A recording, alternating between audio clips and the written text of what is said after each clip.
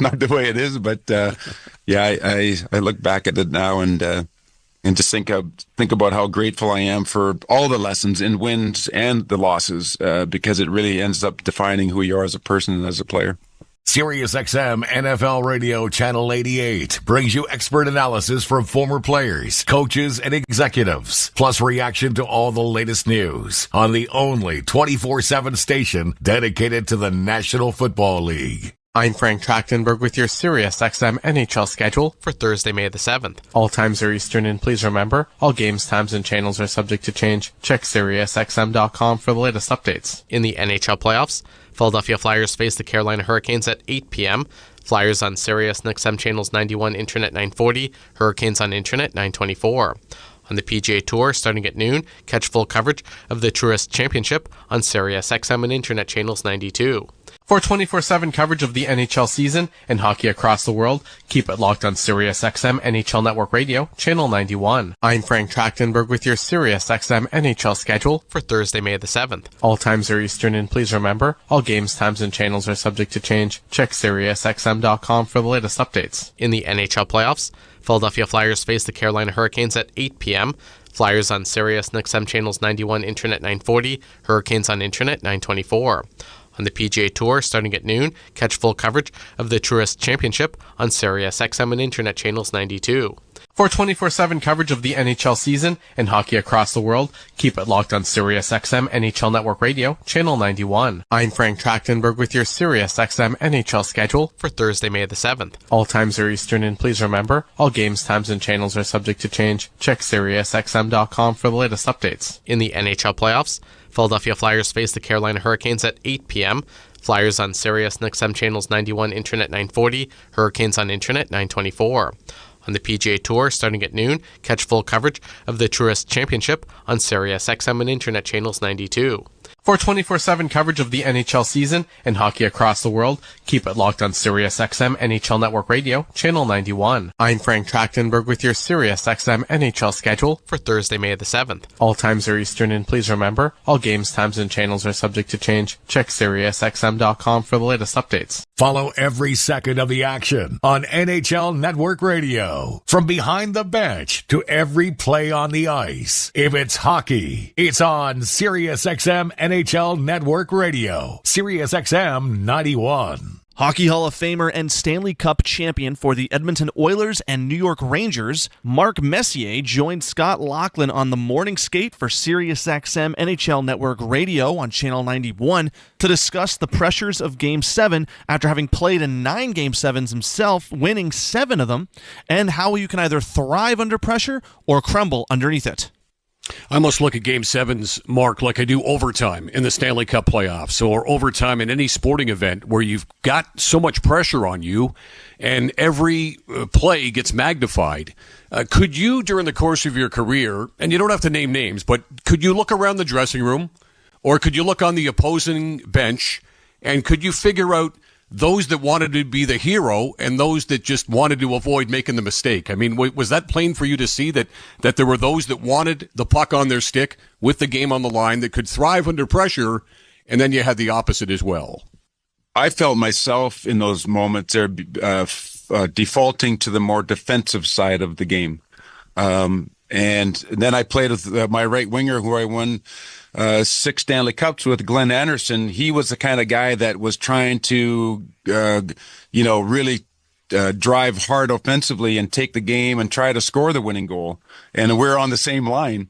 Maybe that the difference of us in our mentalities worked perfectly. But everybody's wired different. Everybody's got fear, failure.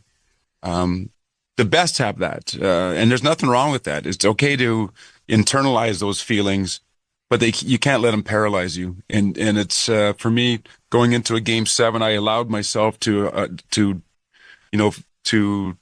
visualize what if we didn't win, leading up to the game, and then slowly as you get closer to the game, you allow yourself to kind of push the negative feelings aside and you start to fill yourself up with all the great things that are going to happen and what you need to do to execute the game plan. And of course, ultimately to seeing yourself, holding the trophy.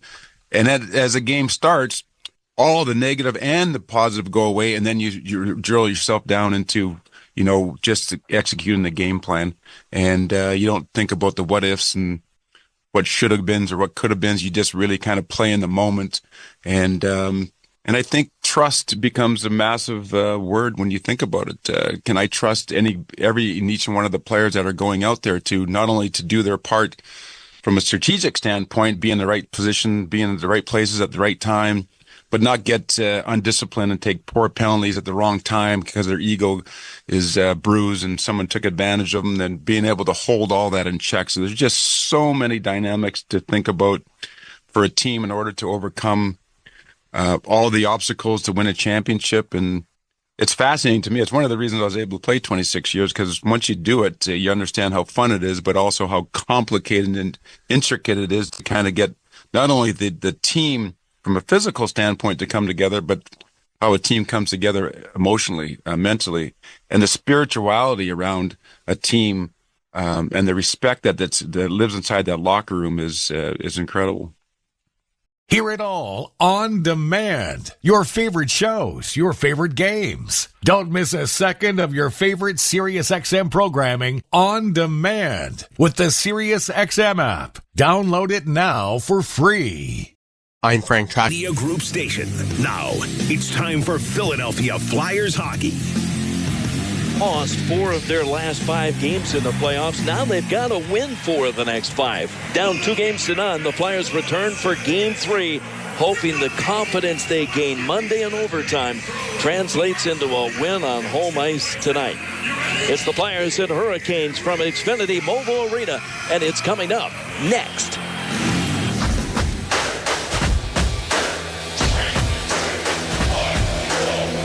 It's time to ignite the orange. He goes in, faked it, shoots, saved by Vladar, and the Flyers are headed to the playoffs. Philadelphia Flyers playoff hockey is on the air. Ryan York with a shot, they score! Cam York from the point of the Flyers win it in overtime, and they're headed to the second round. The Philadelphia Flyers 2026 Stanley Cup playoffs are presented by Toyota. Visit Toyota.com to get yours today. Toyota, let's go places. Let's go Flyers. Flyers hockey is also brought to you by Independence Blue Cross, Xfinity, Next Gen Hyperbaric, Spot Hero, Legacy Club, Serve Pro, FWN, Big Maz, and by Bank of America. Now, it's time for the countdown to face-off on the Flyers Broadcast Network. Here's Tim Saunders and Todd Fedoruk. They've played high-pressure games for the last 2 months, during which time no team has won more. But now the Flyers gear up for what could be a make-or-break Game 3 tonight, as their Eastern Conference semifinal shifts to South Philadelphia. A pleasant good evening and welcome into Flyers hockey action. Again with Todd Fedoruk, I'm Tim Saunders. Flyers dropped the first 2 games of the series in Carolina, but came out of Game 2 Monday with the renewed confidence. 15 shots in overtime. Flyers did a lot of things right the other night, even in the loss. And they're convinced that they can beat the Canes if they can get to their game quicker and are more decisive when they have a chance to make a play. Fridge, we all want them to shoot the puck more, but making plays quicker, maybe they can use the aggressive nature of the Carolina Hurricanes against them.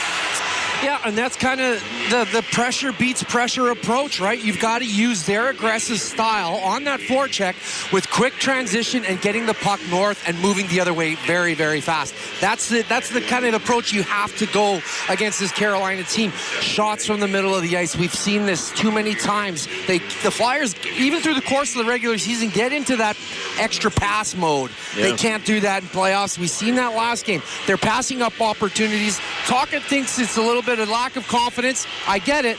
Adjust, change, make sure you're shooting from those high percentage areas. Don't look for that extra pass. Little things like that are really going to give them an advantage tonight. Well, Noah Cates and Owen Tippett are both out of the lineup. Cates is lost for the rest of the series, but Denver Barkey is ready to make the most of the additional ice time. He's got got the confidence, the energy, and mindset to take advantage of the opportunity tonight, and that's exactly what this is for him.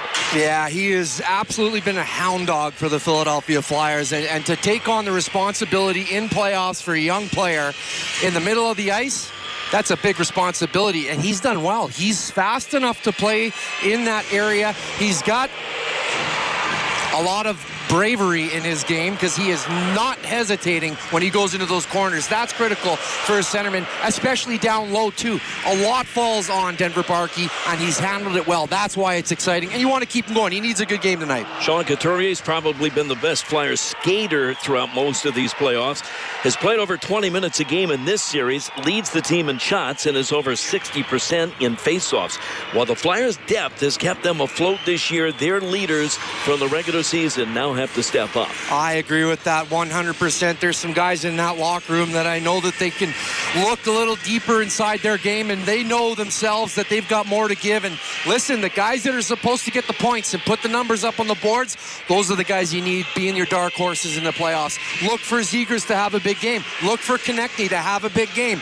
These are the guys that are supposed to be there getting those points in games like this. With Cates out of the lineup, some wondered if they would bump Sean Couturier up, but that fourth line has been so good.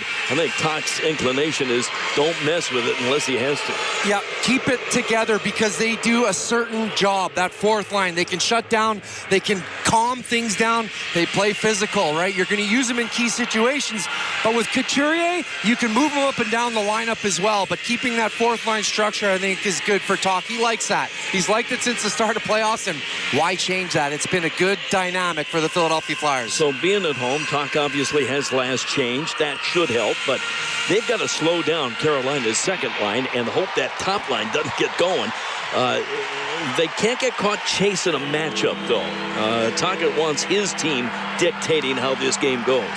Yeah, and look, Tochet's not one to match against guys. I think if there's one line you don't want to put out against one line, that's really what it is. The rest of the lineup, Talk seems to kind of roll the lines, but the Stankoven line, I can imagine he's going to put Risto and Sanheim against that lineup. They are producing at such a rate for the Carolina Hurricanes. You have to do something to manage that line.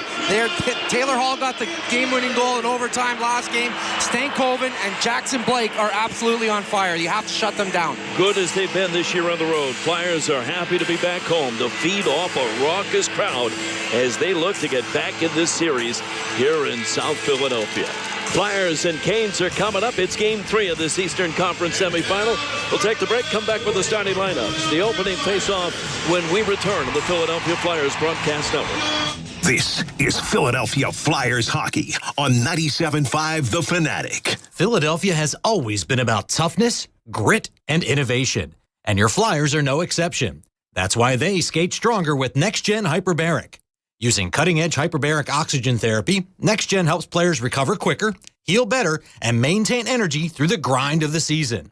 From training to game day, NextGen keeps athletes ready to perform at their best.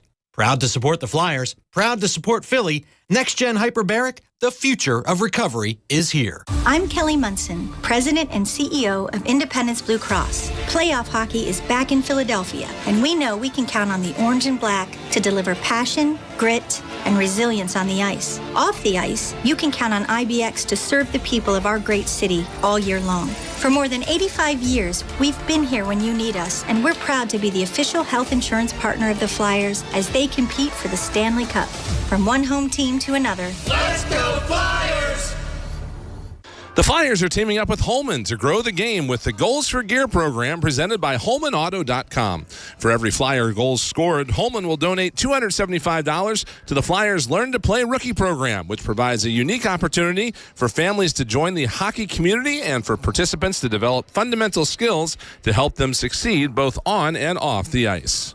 We all have someone we love, like the favorite lyric in our favorite song. You can't imagine life without them. So tell them today, I love you. Get screened. It could help save their life. Visit cancer.org/getscreened to learn more. Philadelphia Flyers hockey on the Flyers Broadcast Network.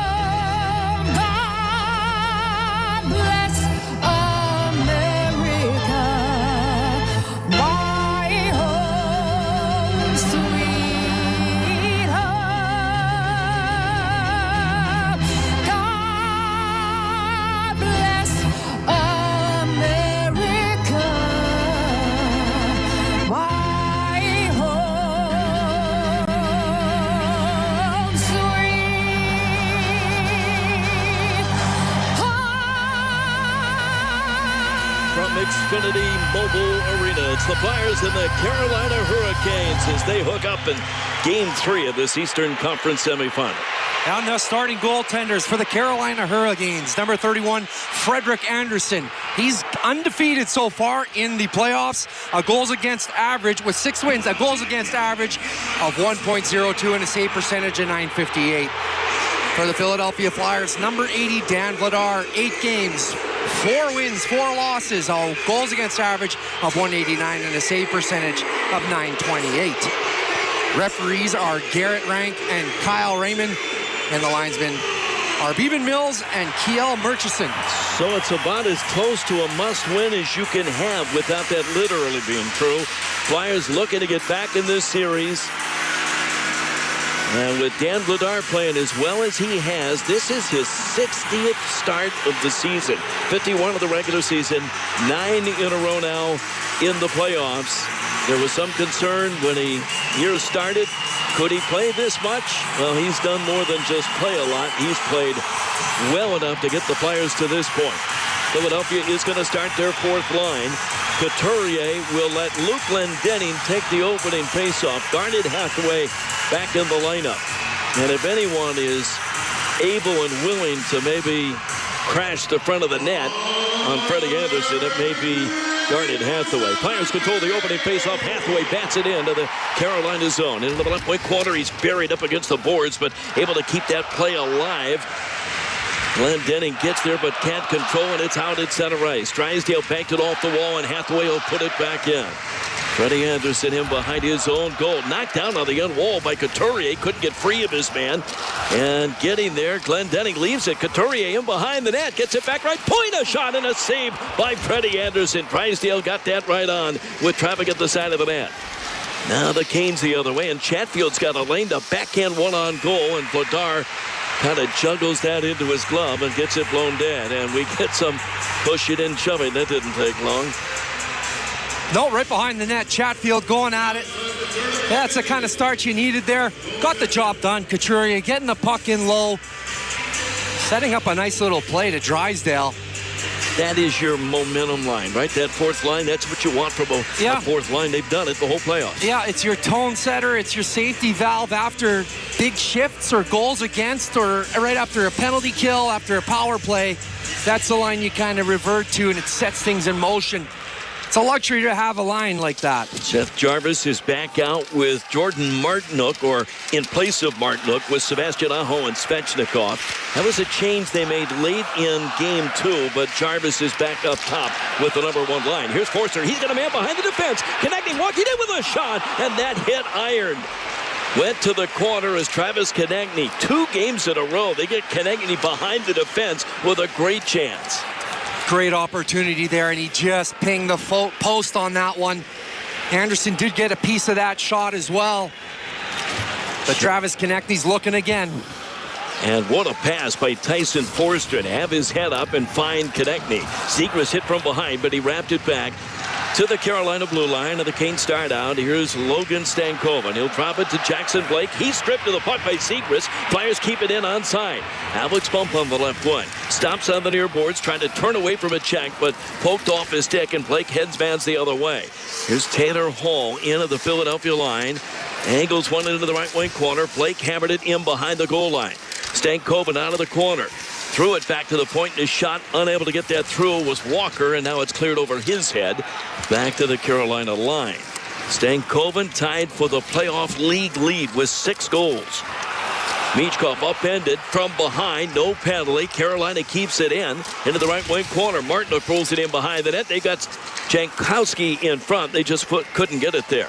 At the left point, Gostisbehere's shot tipped just wide of the net as that carom past the far post. Michkov outlets to center ice, and Grundstrom unable to get to that in the Carolina zone. Good hit by Denver Barkey on Eric Robinson. Michkov inside his own line. Gives it to Cedar, back to Emil Andre. Now Cedar, as Philadelphia is getting a change made. Michkov and Barkey went to the bench. Flyers get their 4th line back out. Hathaway turned it over at center ice, though. And Nikishin sends it in. That's the one change for Carolina. Alexander Nikishin, the young defenseman, is back in there after he suffered a concussion.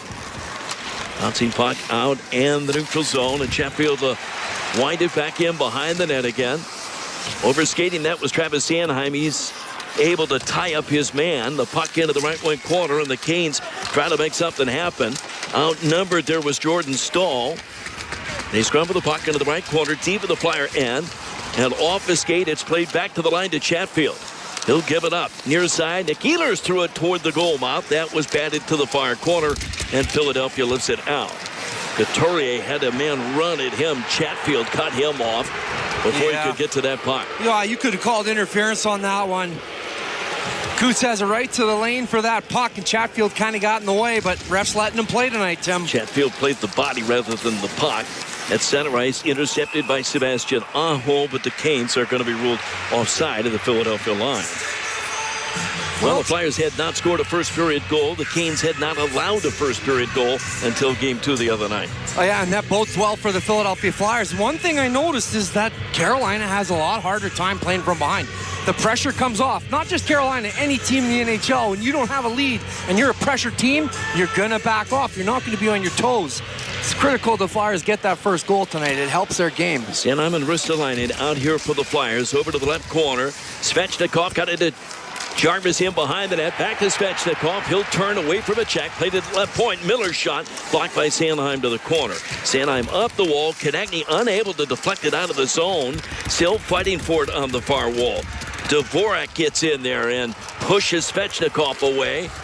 They still scrum for it. Now Dvorak feeds it in front of his own goal, and Ristolainen jumps out the center. Gets the red line and backhands it in deep. Forrester in on the forecheck, rides his man into the end wall, but Taylor Hall outlets all the way to the Philadelphia line. Controlled there by Cam York, and York will send it back in. Here's Taylor Hall.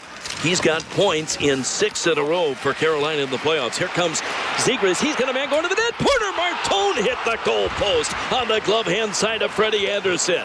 York again down into the corner. Dumped in behind the net by Martone. Martone, a great chance. Outright point. Drysdale doesn't shoot. Gave it to York. He sidesteps Jason Blake, kicks it into the corner. The Flyers can't get it in front. Now the Canes pounce on it and come the other way. Taylor Hall drags it up the right wing. Got into Blake, cuts into the high slot, and a shot by Stankoven from that left circle went wide. Boy, that was nicely set up. Nice setup. That was an open net, too. Stankoven just missed there.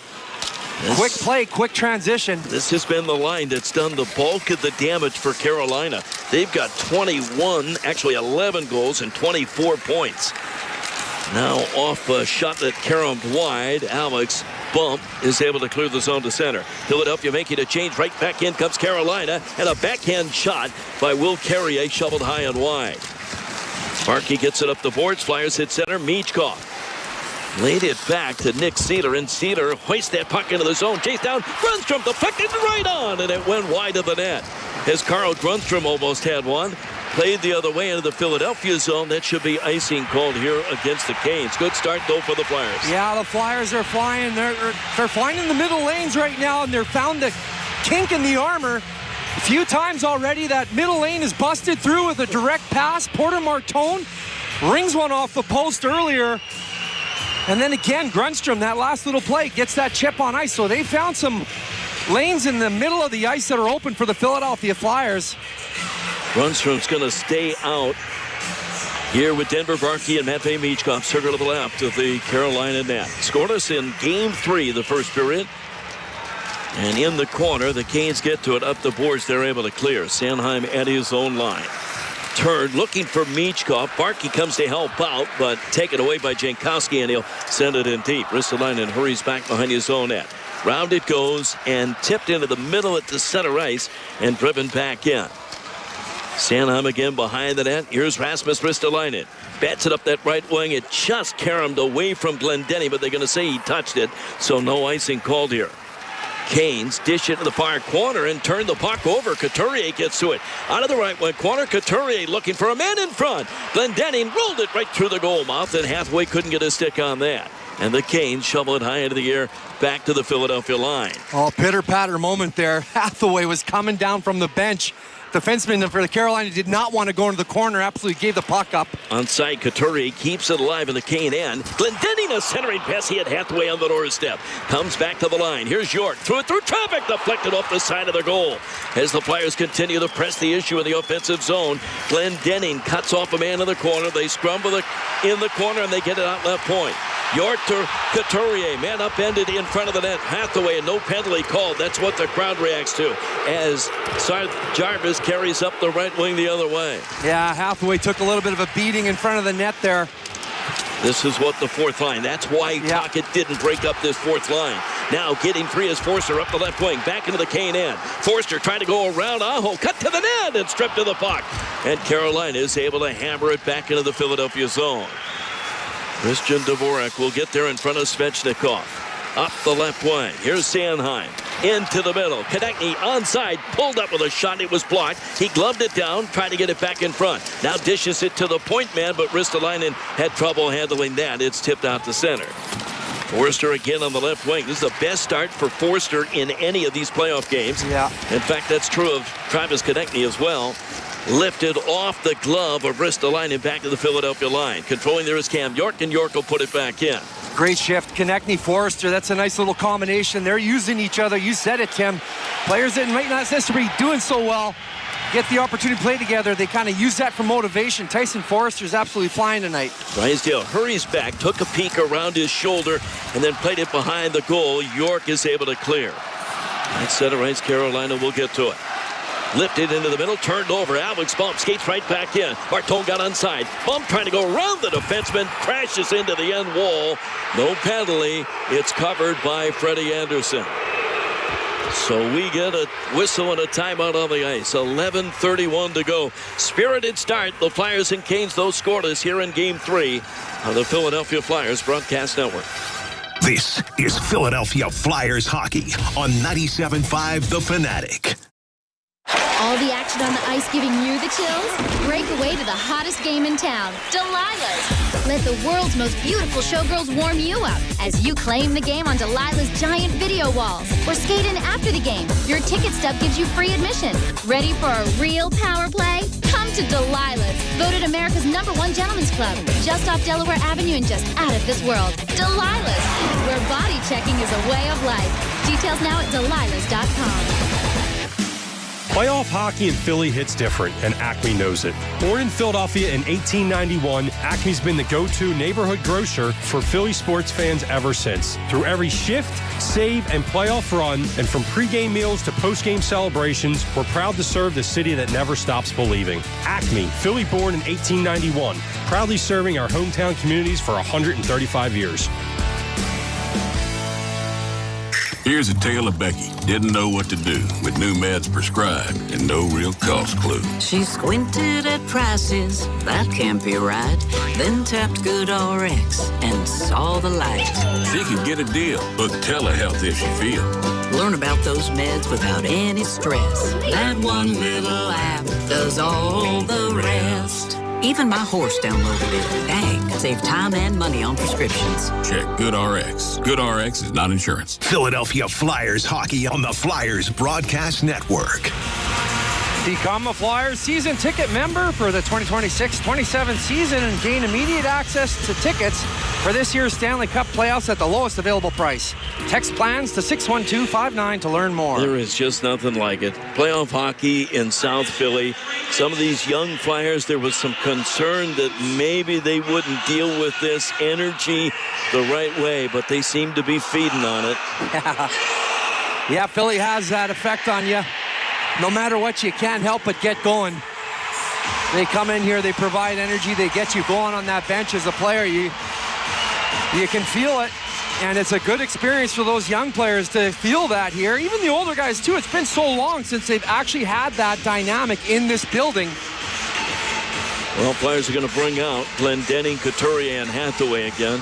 Face-offs in the circle to the right of the Carolina net. Flyers going right to left here in the opening period. Both Travis Konechny and Porter Martone have had 10 belt chances. Anderson made the save on TK, and then it did hit iron as it went by.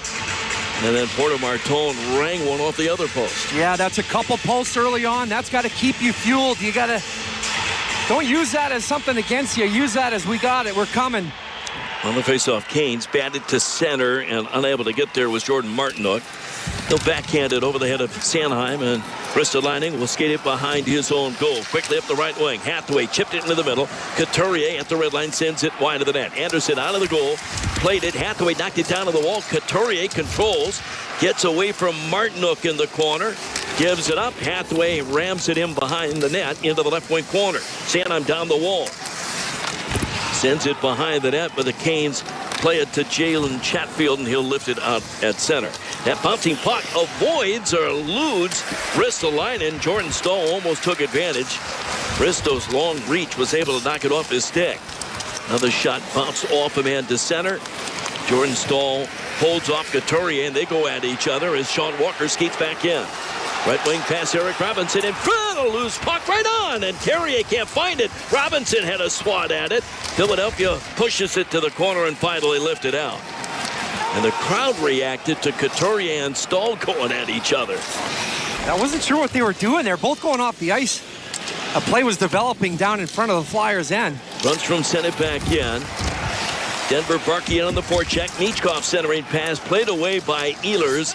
And the Canes send it back to the near side of the Flyers zone. Cedar up ahead to Brunstrom. He'll bounce one in behind the net, and Sebastian Aho starts out. Up that left wing, Seth Jarvis avoids a check. The loose puck. Aho onside, gives it up, and a shot from the right side just wide of the net by Nikishin. Batted back into the near corner. Cedar gets there but can't play it away into the high slot. Gostisbehere passes it up, and Seth Jarvis at the side of the net. Vladar got there. Now back in front, and a cross-ice pass by Aho. Unable to find Svechnikov with that. Svechnikov digs it free. Gets it out right point. Nikishin skates by a man to the corner. Gets it back to the line. Covering there is Aho. He'll go point to point. It's Shane Gostisbehere. He avoids Michkov, then took a shot that was blocked in front. Philadelphia can't clear yet. Now Michkov on a bouncing puck lifts it into the air to center. Philadelphia changing as Gostisbehere waits for his own fresh troops. We've passed the halfway point of the opening period. Flyers have 5 shots, so do the Canes. Vladar out of the net, played it into the corner on the near side. Carolina unable to get to it. Now they do. The centering pass in front, and Jalen Chatfield had it turned away by Vladar. Way too good a scoring look there. Another shot, batted down in front, broke the stick right out of the hands of the Flyer defenseman Cam York. It was actually, it was York. And the Canes from their own line, unable to complete a pass. Knocked out by Konechny. He steps into the Carolina line, but leaned down by Jacob Slavin, took the puck away. Oh, Carolina's applying pressure right now on the Philadelphia Flyers. Here's Blake carrying it over the line, and his shot sailed high and wide. Bump on the far wall. Holds off a man. That was Stankoven. Rink wide pass barely got it to Zegras up the left wing, and Zegras tried to jump off the defenseman Sean Walker and went to the ice. Zegras got to Keandre Miller, a centering pass going right on goal. A shot and a great save by Freddie Anderson. He stones Alex Baum. What a setup by Martone right in front of the net. Nice little save by Anderson. He just reads this play. Great little drop pass back door by Martone to Bump. Anderson with a better save. Just stayed patient there, Tim. Jordan Stahl keeps it alive. Martinook winds it hard around out to the right point, but Walker couldn't get there to hold it in. Walker will send it back behind the net, and both teams will make a change. 7:40 to go here in the opening period. We're scoreless. In what we're calling a must-have for the Flyers here at home. Couturier banks it into the zone, off the stick, gets to it into the corner, leaves it out in front. That caromed off the stick right to a Kane defender, and Jacob Slavin lifts it the other way down. Andre hurries back behind his own net, played it on the wall, but Philadelphia unable to tip it out. Upended from behind was the Flyer forward, guarded Hathaway, no penalty, and boy, you talk about letting them play. My goodness. Icing called here against Philadelphia. Yeah, the refs starting to get involved a little bit. Rightfully so. But just in talking. Keep the whistles in the pockets. Call the penalties. That was probably another one on Hathaway again. He drew one earlier as well. So the Flyers went to the bench, delayed a bit after the icing. They even tried to sneak Nick Cedar out there, and the referee said, no, we're not doing that. So he has to go back to the bench. Glendening to take the draw on the circle to the left of the Flyer goal. Carolina wins it. Left point, Slavin shot blockered away by Dan Vladar, and Philadelphia gets to it. Glendening fights through a check and banks it ahead of the Carolina line, unable to get it to Couturier. Here come the Canes back the other way. Svechnikov dishes it in. He's sitting at 99 penalty minutes, the all-time leader for Hurricanes in playoffs. Angled in deep. Forster chases it down, tried to drag it free behind the net, out of the corner, feeds the point, and Sanheim missed the shot on the one-timer. He kind of fanned on that. Well, that pass from Forster down low had some stank on it. But he's flying tonight. He's got his legs back, Forster, and good for the Philadelphia Flyers. Yeah, for sure, because Forster's been quiet. Now we got a penalty. Konechny was checked from behind. It's going to be interference. And the Flyers are about to get their first power play chance of the game. Before they do, we'll take the timeout. 6:26 to go. Scoreless in the opening period on the Philadelphia Flyers Broadcast Network. This is Philadelphia Flyers hockey on 97.5 The Fanatic. Ready to plan a weekend the whole family can get behind? Find your retreat in Valley Forge and Montgomery County, just outside Philadelphia. From outdoor adventures and hands-on attractions to charming downtowns, there's something for everyone to explore together. As America's 250th birthday approaches, discover the stories that shaped our nation and make a few of your own along the way. Start planning your retreat at valleyforge.org. Xfinity tech support. I can't get Jurassic Park back online without... But no worries. Our Wi-Fi boosted mobile keeps you connected in all kinds of places. Cut your mobile bill in half with 2 lines of unlimited. Learn more at xfinitymobile.com. Xfinity. Imagine that. Watch Jurassic Park with Xfinity. Restrictions apply. Xfinity Internet required. Savings comparison based on promotional rate for 2 lines of Xfinity Mobile Unlimited versus 2 lines of T-Mobile Experience More, Verizon Unlimited Plus, and AT&T Starter as of February 10th, 2026. Taxes, fees, extra. Hey campers, it's Jan from Toyota. This summer, we're headed to Camp Toyota, and the fun starts now. We're kicking things off by kicking up mud. Jump in, campers. We're going off-roading in a 4Runner. Next, we're heading to the hot springs in a RAV4. And finally, park your Tundras and Tacomas around the campfire because we're roasting marshmallows. Their summer starts here. Dealer inventory may vary. See your participating Toyota dealer for details. Event ends June 1st. Toyota, let's go places. Philadelphia Flyers hockey on the Flyers Broadcast Network. Hockey is unpredictable. Your internet bill shouldn't be with Xfinity's 5-year price guarantee. You get fast, reliable Wi-Fi at one price for 5 years. No contracts, no cheap shots, just a power play for your future self.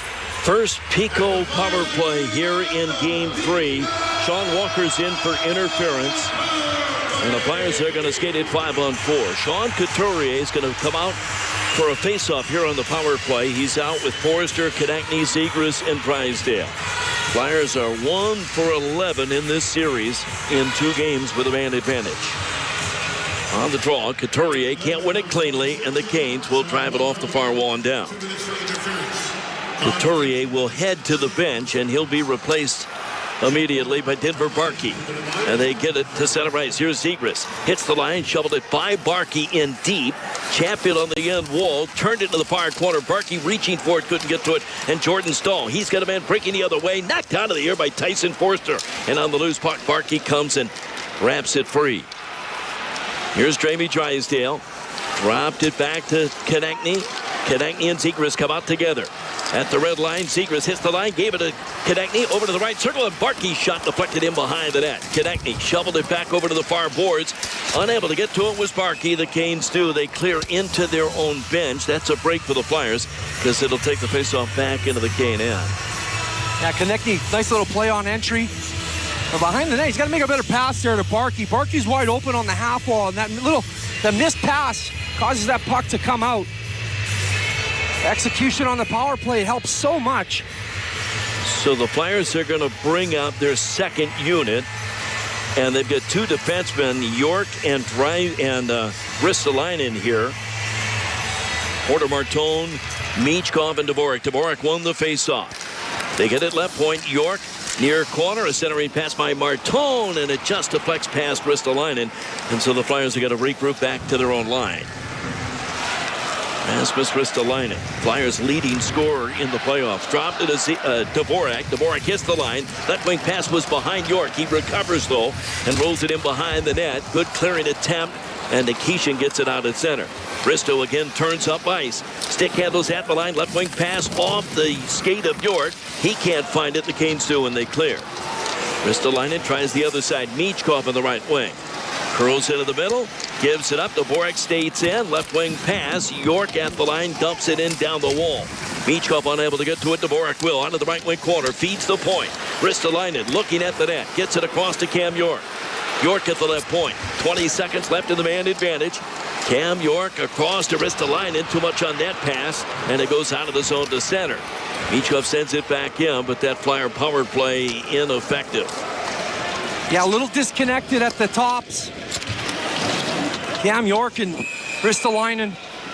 Canes drive it into the end of the Flyer bench. Flyers are arguing that faceoff should go back in the Carolina zone, which would be important. There's 4 seconds left in the man advantage. And I think they're just going to face off at center just outside the Cane line. So Fridge on that first power play. Flyers fail to get a shot on goal. Yeah, they never really got anything going. Not a good sign. You need the power play to produce in the playoffs. Zegras in to take the draw at center against Jankowski. Philadelphia wins it, but the penalty time expires. Sean Walker is out of the box. Here's Drysdale, wraps it up the right side. Anderson out of the net, played it into the corner. Zegras tipped it free. Unable to do anything with that was Denver Barkey at the line. Sanai angles it into the far corner. Zegras in front. He's got Konechny going net front. Barkey there as well, but Drysdale can't hold the line. And so at center ice, Zegras back to Drysdale. He'll wrap it up the near boards, but that's icing. He was on his own side of center. And so the faceoff will come back into the Philadelphia end. Now the problem playing Carolina is, yeah, you got skill. You can make plays like that little play there, right? With Trevor Zegras to Drysdale. It's a 15-foot pass. The problem is once they apply pressure, you've got to do it faster than you're used to, and then you probably have to get it over a stick, so you've got to add a little bit more skill. He's got to put a saucer pass on that. The pressure causes that. It causes guys to tighten up a little bit, but you've got to make plays in tight areas if you want to be successful against Carolina. Yeah, that's why we say you got to be way more decisive than maybe they have been in this series. Looks better tonight. Over to the left circle. Here's Goss. Spear snapped a shot up high. Vladar made the save, and it comes back to him, and he gets it covered up with 3:55 left here in this first period. We get a time on the ice. Scoreless tie late in the first. Flyers and Canes on the Philadelphia Flyers Broadcast Network. This is Philadelphia Flyers hockey on 97.5 The Fanatic. FW Webb for plumbing, heating, HVAC, refrigeration, pipe, valves, fittings, and more. FW Webb supports all customers, from one-van contractors to large facility operators. For planned projects, emergency jobs, or maintenance, FW Webb has what you need when and where you need it. With extensive inventory, personalized service, over 100 locations, and a fleet of trucks across the Northeast. Visit FWWeb.com for a location near you. With the NHL app, you can listen to every NHL game right from your phone. And with home and away broadcast feeds, you choose your way to listen. Whether you're at work, at the gym, or stuck in traffic, the NHL app puts you right in the action all season long. Every team, every game, everywhere you go. Download the NHL app and never miss a moment. When this is the sound of a waterfall in nature, there's no cause for concern. But when it's the sound of water gushing through your living room ceiling because a pipe bursts inside the wall, there's reason to panic unless you pick up the phone and call 1-800-SERVPRO. Only the cleanup and restoration specialists at ServPro can help make fire and water damage like it never even happened. So make the call to 1-800-SERVPRO at the first sign of water damage. Franchises are independently owned and operated. Philadelphia Flyers hockey on the Flyers Broadcast Network. Reserve your Flyers club seat membership for the 2026-27 season and get priority access to tickets for this year's Stanley Cup playoffs, along with access to all Xfinity Mobile Arena events. Text club to 61259 to learn more. Canes have outscored teams 5-2 in first periods in these playoffs.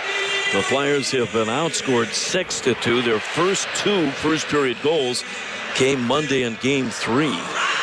Scoreless here with under 4 minutes left in this opening period, and the faceoff is back in the Philadelphia end. Glenn Denning with Couturier and Hathaway out against the most dangerous Carolina line. Taylor Hall, Jackson Blake, and Svechnikov, or Stankoven rather.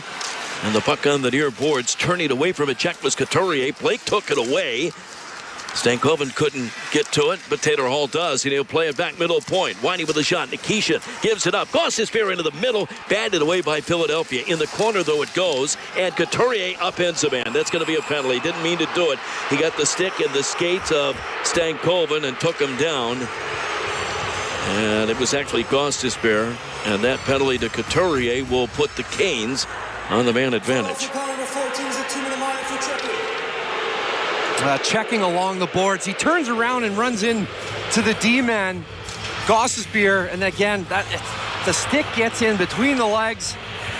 Gostisbehere goes down pretty easily, but Coots is in the penalty box, and that's the problem with that is Couturier is one of the best killers for the Philadelphia Flyers as well.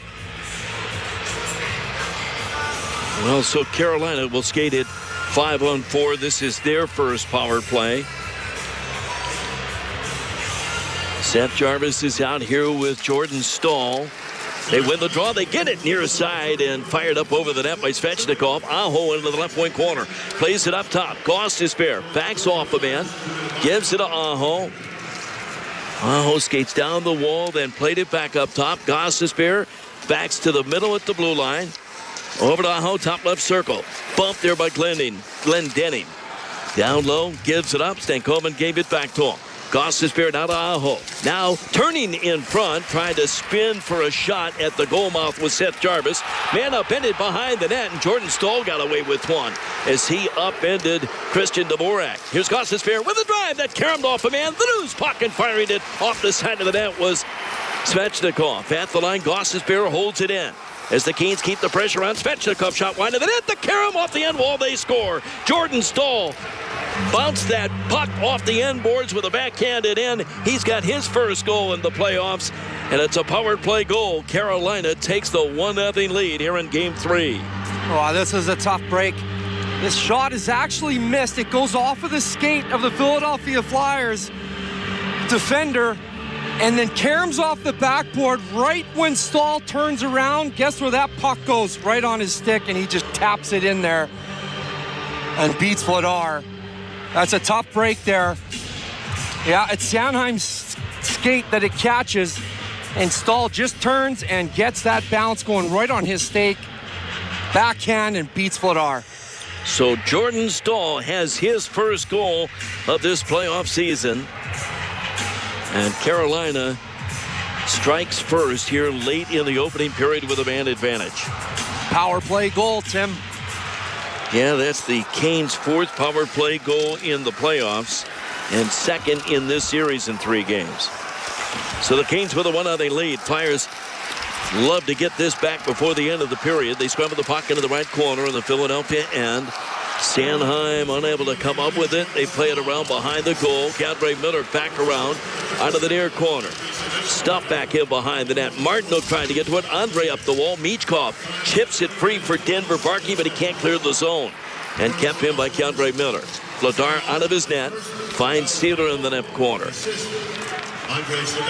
Svechnikov and Gostisbehere draw the assist on that power play goal by Jordan Stahl. Now the Flyers quickly headman up the left wing at center. Martone dropped it across to Alex Bump. Skates in. Stepped top of the right circle with a shot, and he fired it up over the net.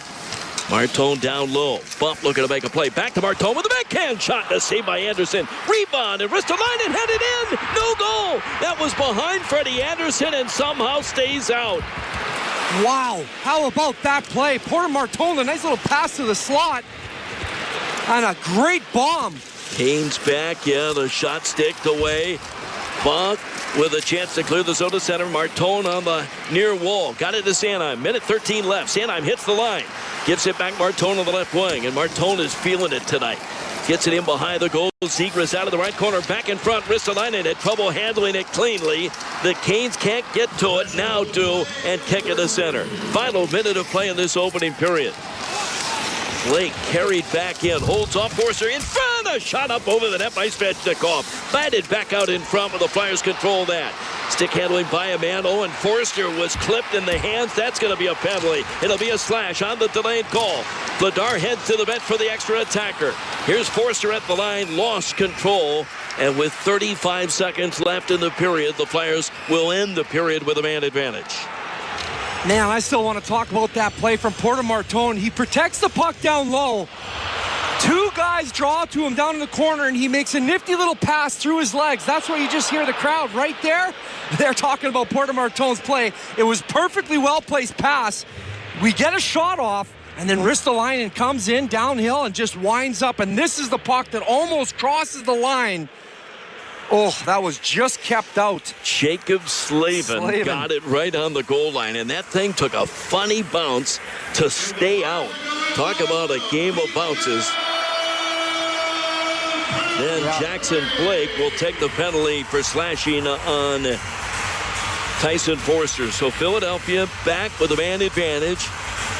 35.7 seconds on the clock here in the first period. The Canes win it, and they clear all the way down. Flyers had Couturier out there, but he couldn't win the draw. He'll go to the bench and replaced by Denver Barkey. 25 left in the period. Here's Konechny in front of his own goal, right up the middle to center. With Zegras, hits the line himself, got through traffic, but they're going to say the play goes in offside, and it's interference at the blue line on Drysdale. That negates the penalty. Oh, no. That negates the power play. They're getting Drysdale for interference. Fridge, doesn't that play happen in every single game? We have possession. If you're running into our D-man at the blue line, that's actually Drysdale's mistake there. He's got to get out of the way. That's the problem. He picks him, and that's what that is. He's running interference, but it's a little bit... I wouldn't have called it, Tim. I wouldn't have called this one. It's a little bit suspect. You got a guy twice the size of Drysdale manhandling him out there in Stahl. So much for the second Flyer power play. That lasted all of 18 seconds. Yeah, I was trying to give the ref the benefit of the doubt on that one, but after seeing the replay, Tim... That's a penalty? Shame on me. Never give him the benefit of the doubt. Aho comes in to take the face-up. We go 4-on-4 for the last 18 seconds of this opening period. 1-0 Canes with the lead on the power play goal by Jordan Stahl. Off a draw. The Canes win it. Gostisbehere into the left circle, gets it back out right point. Sean Walker hands it off to Aho. Aho into the nearest circle. Gostisbehere back in front off the stick of Aho. Walker bats it in behind the net, stuffed out in front off a Flyer skate. Philadelphia gets to it. The horn will sound, and the first period comes to an end. Flyers don't particularly, their fans don't like the way this was officiated in the last closing minutes of the first period. Still a really good effort. Flyers had great energy in that first period, but trail 1-0 after one. Yeah, it's going to come down to specialty teams. You look, they produce on the power play for Carolina. They got the 1-goal lead. Flyers have a great opportunity to get one at the start of the second period. I really like the start. They got the fans into this, started the game the right way. They hit 2 posts. Those opportunities are going to keep coming for the Flyers, and they got to keep pushing for them. It'll be 4-on-4 for the first minute 25 once the second period begins. Stahl in the power play has given Carolina the lead after 1 in Game 3. Stay tuned. Our first intermission is coming up. Brian Smith, Jason Martinez will take you through that when we return on the Philadelphia Flyers Broadcast Network. This is Philadelphia Flyers hockey on 97.5 The Fanatic. When everyone has a different craving, Wegmans Meals to Go has it all. All right now, all in one delivery. Pizza with your family's favorite toppings. A delicious sub made the way you love. Fresh sushi for the whole group, and so much more. It's how everybody gets a delicious meal they'll love. Order on the Meals to Go app or at mealstogo.com to make everyone happy. Wegmans Meals to Go. All your favorite meals, all in one delivery. I'm Kelly Munson, President and CEO of Independence Blue Cross. Playoff hockey is back in Philadelphia, and we know we can count on the orange and black to deliver passion, grit, and resilience on the ice. Off the ice, you can count on IBX to serve the people of our great city all year long. For more than 85 years, we've been here when you need us, and we're proud to be the official health insurance partner of the Flyers as they compete for the Stanley Cup. From one home team to another. Let's go Flyers! Fans, discover the Legacy Club in Cherry Hill, New Jersey, where every day is a chance to create lasting memories. From its stunning golf course to distinctive dining options and family-friendly amenities, the Legacy Club offers something for everyone. Whether you're perfecting your golf game, enjoying a gourmet meal, or attending their exciting social or family events, the Legacy Club is your happy place. For details, visit thelegacyclub.com. That's thelegacyclub.com. Hey Flyers fans, elevate your Xfinity Mobile Arena experience with a membership at Prime Point Social. With a unique in-venue dining experience, a curated Philadelphia-inspired culinary program, and an intimate atmosphere overlooking all the action, Prime Point Social is the place to be this season. As a Prime Point Social member, you have access to an array of amenities and exclusive opportunities. Take your game day experience to the next level with a membership that fits your entertainment needs. For more information on how to become a Flyers Prime Point Social member, give us a call today at 215-218-7825. Hi, everyone. Julie Stewart-Binks here, along with former NHLer Nate Thompson. Join us on Energy Line as we share our takes, stories, and surprise guests every week. Patrick Kane, 3-time Stanley Cup champion. Team USA head coach Mike Sullivan, 6-time Stanley Cup champion Mark Messier. With over 800 NHL games, I know a couple guys. Biz didn't have Twitter. No one knew who he was, so I called Whit, and I'm like, how is Biz? He was like, I'm telling you right now, you're going to hate him. Then he'll be your best friend. Listen on the iHeartRadio app, Apple Podcasts, or wherever you get your podcasts. Hey campers, it's Jan from Toyota. This summer, we're headed to Camp Toyota, and the fun starts now. We're kicking things off by kicking up mud. Jump in, campers. We're going off-roading in a 4Runner. Next, we're heading to the hot springs in a RAV4. And finally, park your Tundras and Tacomas around the campfire because we're roasting marshmallows. Their summer starts here. Dealer inventory may vary. See your participating Toyota dealer for details. Event ends June 1st. Toyota, let's go places. This is the Flyers Intermission Report with Jason Martinez and Brian Smith on the Flyers Broadcast Network. Flyers trail the Carolina Hurricanes 1-0 after one period of play here at Xfinity Mobile Arena. Game 3 of this second round series between the Flyers and the Hurricanes, with Game 4 on the docket for Saturday night. Flyers trying to chip into this 2-game deficit here on home ice tonight. But they have a little bit of work to do now after a power play goal for the Hurricanes gives them the 1-0 lead. And Jason, again, another game where I thought they had a good start, did the Flyers. Obviously had a good start in Game 2. It did not quite hold out for them, but another good start here. It's a little bit of just bad luck, I think, that right now they're down 1-0. Yeah, and again, it's an inboard goal. Yeah. I mean, to have that happen once in the playoffs is one thing, but twice is kind of uncommon, obviously. But I didn't like their start. I love their start. I thought they came out absolutely flying in this game. I thought there was good puck movement, good body movement, some creativity, in the neutral zone, especially getting on Carolina at first. You know what they did, Smitty? They did what we talked about, me, you, and Chris Terrian at in the pregame show, was they kind of used Carolina's aggressiveness against them. And I love the way it looked. And, you come out of the period down 1-0. It's not the end of the world. Obviously, you'd like to come, go into this break up with how you played. But keep playing like that. Keep taking chances. I love the period from Alex Pump and Martone. I thought those two were incredibly effective in the period. Yeah, and again, it's you talked about that end-board goal, which is wholeheartedly just a bad bounce, the way things went there against the Flyers. And then, at the other end, they've got Freddie Anderson beat, and it gets cleared off the line. So it's, a situation where puck luck certainly is not going the Flyers' way tonight. Now, do you make your own puck luck? Yeah, you do, to an extent. But again, I don't know that there's a whole ton of things to change about that first period. Yeah, there's not much that I look at and go, well, you got to clean that up, You got to be disciplined. You got to remain disciplined throughout this game. The refs didn't seem to not want to call much through the first 16 minutes of the period, but then, the whistles got a little trigger happy again. So, I prefer the game to be 5-on-5, kind of man up. us against you and remove the amount of special teams. I mean, there was 15 minor penalties called in that last game. Yeah. I don't know that we're going to get to that level, but, I'd like to see this game stay. But the players decided at 5-on-5, unless it's egregious. But, I don't see anything there that I go, we got to change this, we got to change that. I thought that, Hathaway coming back in, it was very physical, which you expect from him. I don't think you change anything here. You just go out there and you continue to execute and say, we are gonna garner our own luck by doing the right things, and we're gonna get one here and get it tied up. Let's get you the highlights from that first period. Just the one goal, and it goes to the Hurricanes, and it's Jordan Stahl, who again is having a rather ridiculously good playoff, I would say, for a 37-year-old player. I know he's got the pedigree, but my goodness, he does not look like he is on. I heard somebody say he's on the back 9 of his career. He's more like on the back 2, I would think, at this point. But he gets the goal here on the power play. 17-27 makes it 1-0. Svechnikov at the line. Gostisbehere holds it in as the Canes keep the pressure on. Svechnikov shot wide of the net. The Karam off the end wall. They score. Jordan Stahl bounced that puck off the end boards with a backhanded in. He's got his first goal in the playoffs, and it's a power play goal. Carolina takes the 1-0 lead here in Game 3.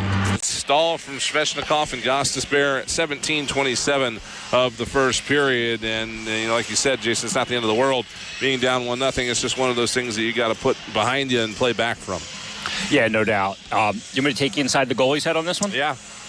The goalies are saying, to Svechnikov, so because you can't throw it in the ocean from that far, from the edge of the beach, and you shank a shot 4 feet wide, you end up getting a better scoring chance. That's what the goalie's thinking. It's like, first of all, the shot was 2, 3 feet, 4 feet wide to the right from just above the dot. And so it's almost impressive to shoot it that wide without trying to. And Stahl's right there to pick it up, just being in the right spot at the right time. And they end up with the goal. Vladar's going to go, all right, that's about as lucky as you're going to get after you can't hit the net, So you just move forward, and it's not going to affect him going forward. He's going through his breathing and everything else, and he's going to come out and just battle his rear end off the rest of this game. Why? Because that's what he's done all year and into these playoffs. Let's talk about the best chance the Flyers probably had in that period, and it was all started by a play in the corner by Alex Bump that I'm not sure you would expect to see. You could expect to see like a Trevor Zegras make that play, or a veteran forward. But Alex Bump is sitting here in playoff career game number 6, I think. 6. Yeah, I think it's like 7, right? Yeah, and he makes a between-the-legs pass while facing the wall because he sees a lane and sees Porter Martone skating into it. And what a play here. Unbelievable. He made some plays in that first period that you love to see. He goes hard to the net with the puck. He'll shoot the puck. And he just seems to have a knack to make plays in situations where you don't think he's a threat. Like, I wouldn't think he would have been a threat to make that pass. Like, you look at some guys like Mishkov, you go, I'm going to do something crazy from there. But we didn't look at Bump that way. That was an incredible pass and great awareness by Bump. Also in that first period, I thought Martone, he hit the post earlier in the period. He had the shot that snuck through and then was just saved at the goal line by the defenseman. So he looks like he has really got some jump tonight. And we talked about that line in the pregame show with Martone and Bump playing with Zegras. And Zegras is a distributor, and he'll garner some attention. So keep an eye on that one going forward. Also in the period, too, Smitty, I thought was the best period that Tyson Forster looked. Yes. Did you know the physicality? He kind of did the what would you call rope-a-dope on a guy skating down the left side, kind of slowed down and then speed bursted past him and went hard to the net. I think it's the best he has moved since these playoffs have started and put himself in some good spots. He looked like himself, and I would venture to say he has not looked like himself here in the playoffs. Yeah, very physical, right? Taking contact, initiating contact, and driving the net and kind of lowering the shoulder and using his size and frame a little bit more. Yeah, he looked a lot more like the guy that we got accustomed to all season when he was healthy.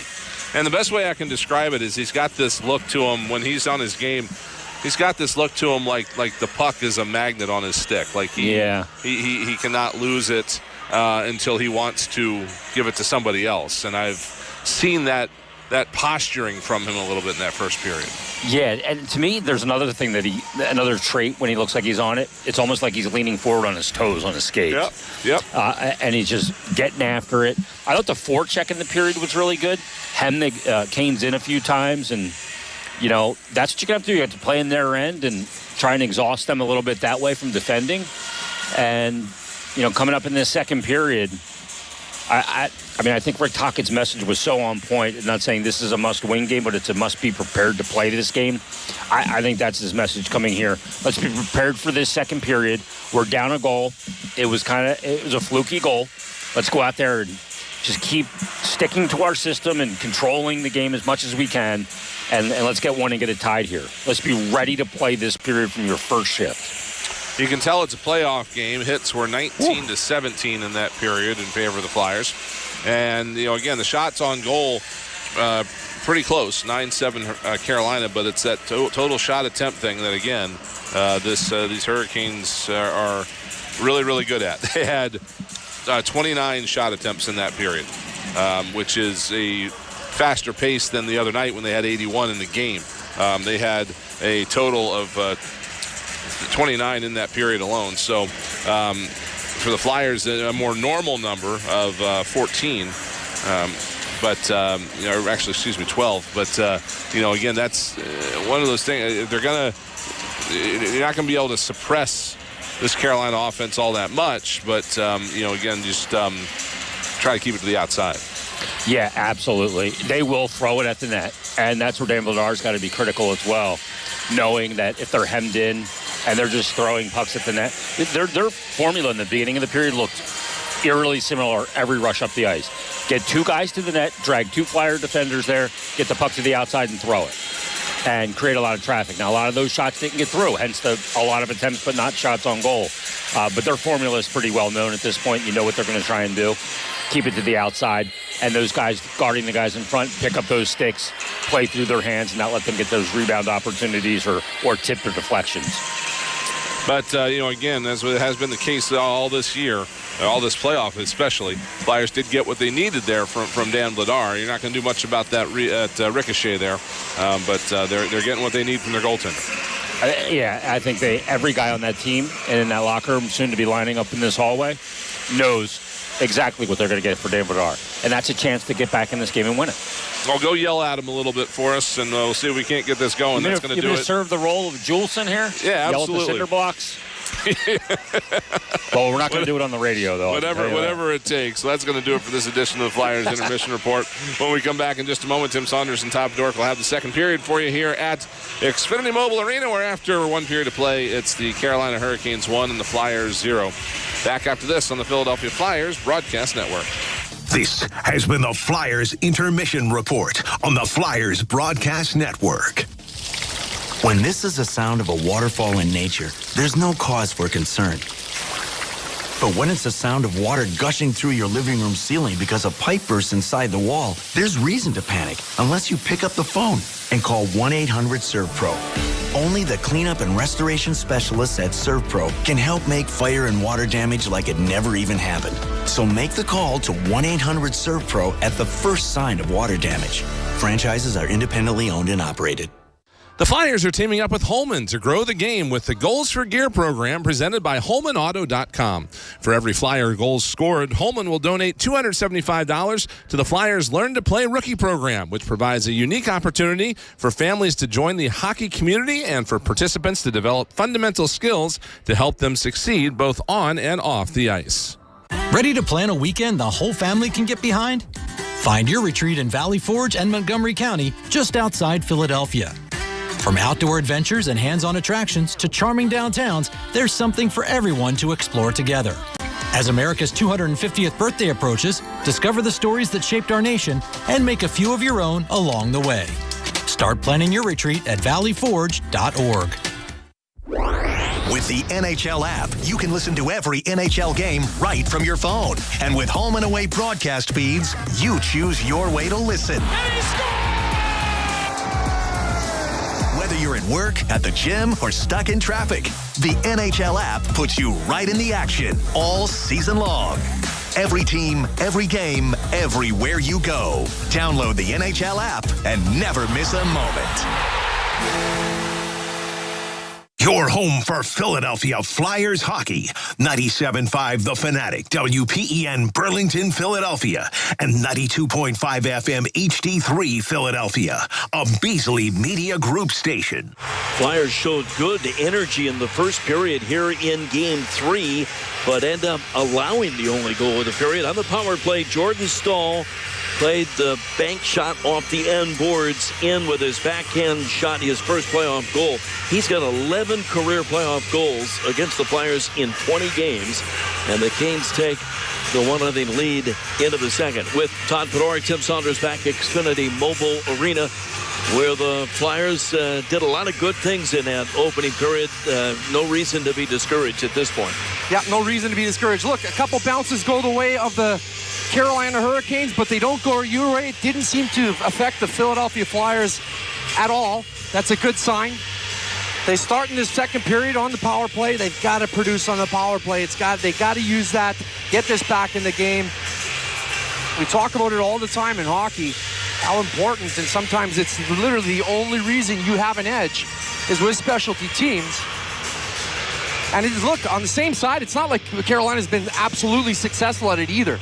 It's very hard to score on the power play, but when you've got a really good one, Carolina does, it makes a difference, and it has tonight so far. The two teams are going to start in the second period, 4-on-4 for a minute and 25, and then the Canes will have an abbreviated power play. As good as the fourth line has been for the Flyers, and again, they created momentum in that 20 minutes. I thought the line of Zegras with Porter Martone and Alex Bump created their best scoring chances. Yeah, they're going to give Carolina some looks. Obviously, offensively, they've got some dynamic, creative plays we've seen in that first period, and that bodes well for that line. I like it. All right, Flyers win the faceoff. Second period is underway. Forrester gloved it down. I thought he had his first or best period in the first here in these playoffs. Off the left side, Barkey gets it ahead to Cam York. He's onside, threw it in front. That just eludes Forrester. Barkey tried to knock it down, but the Canes will clear back to the Philadelphia line. Back for that is Cam York, the hero of Game 6 against the Penguins with the overtime winner. Here's Denver Barkey skating back in, pulled up with a shot. It was blocked, and the Canes turn the other way.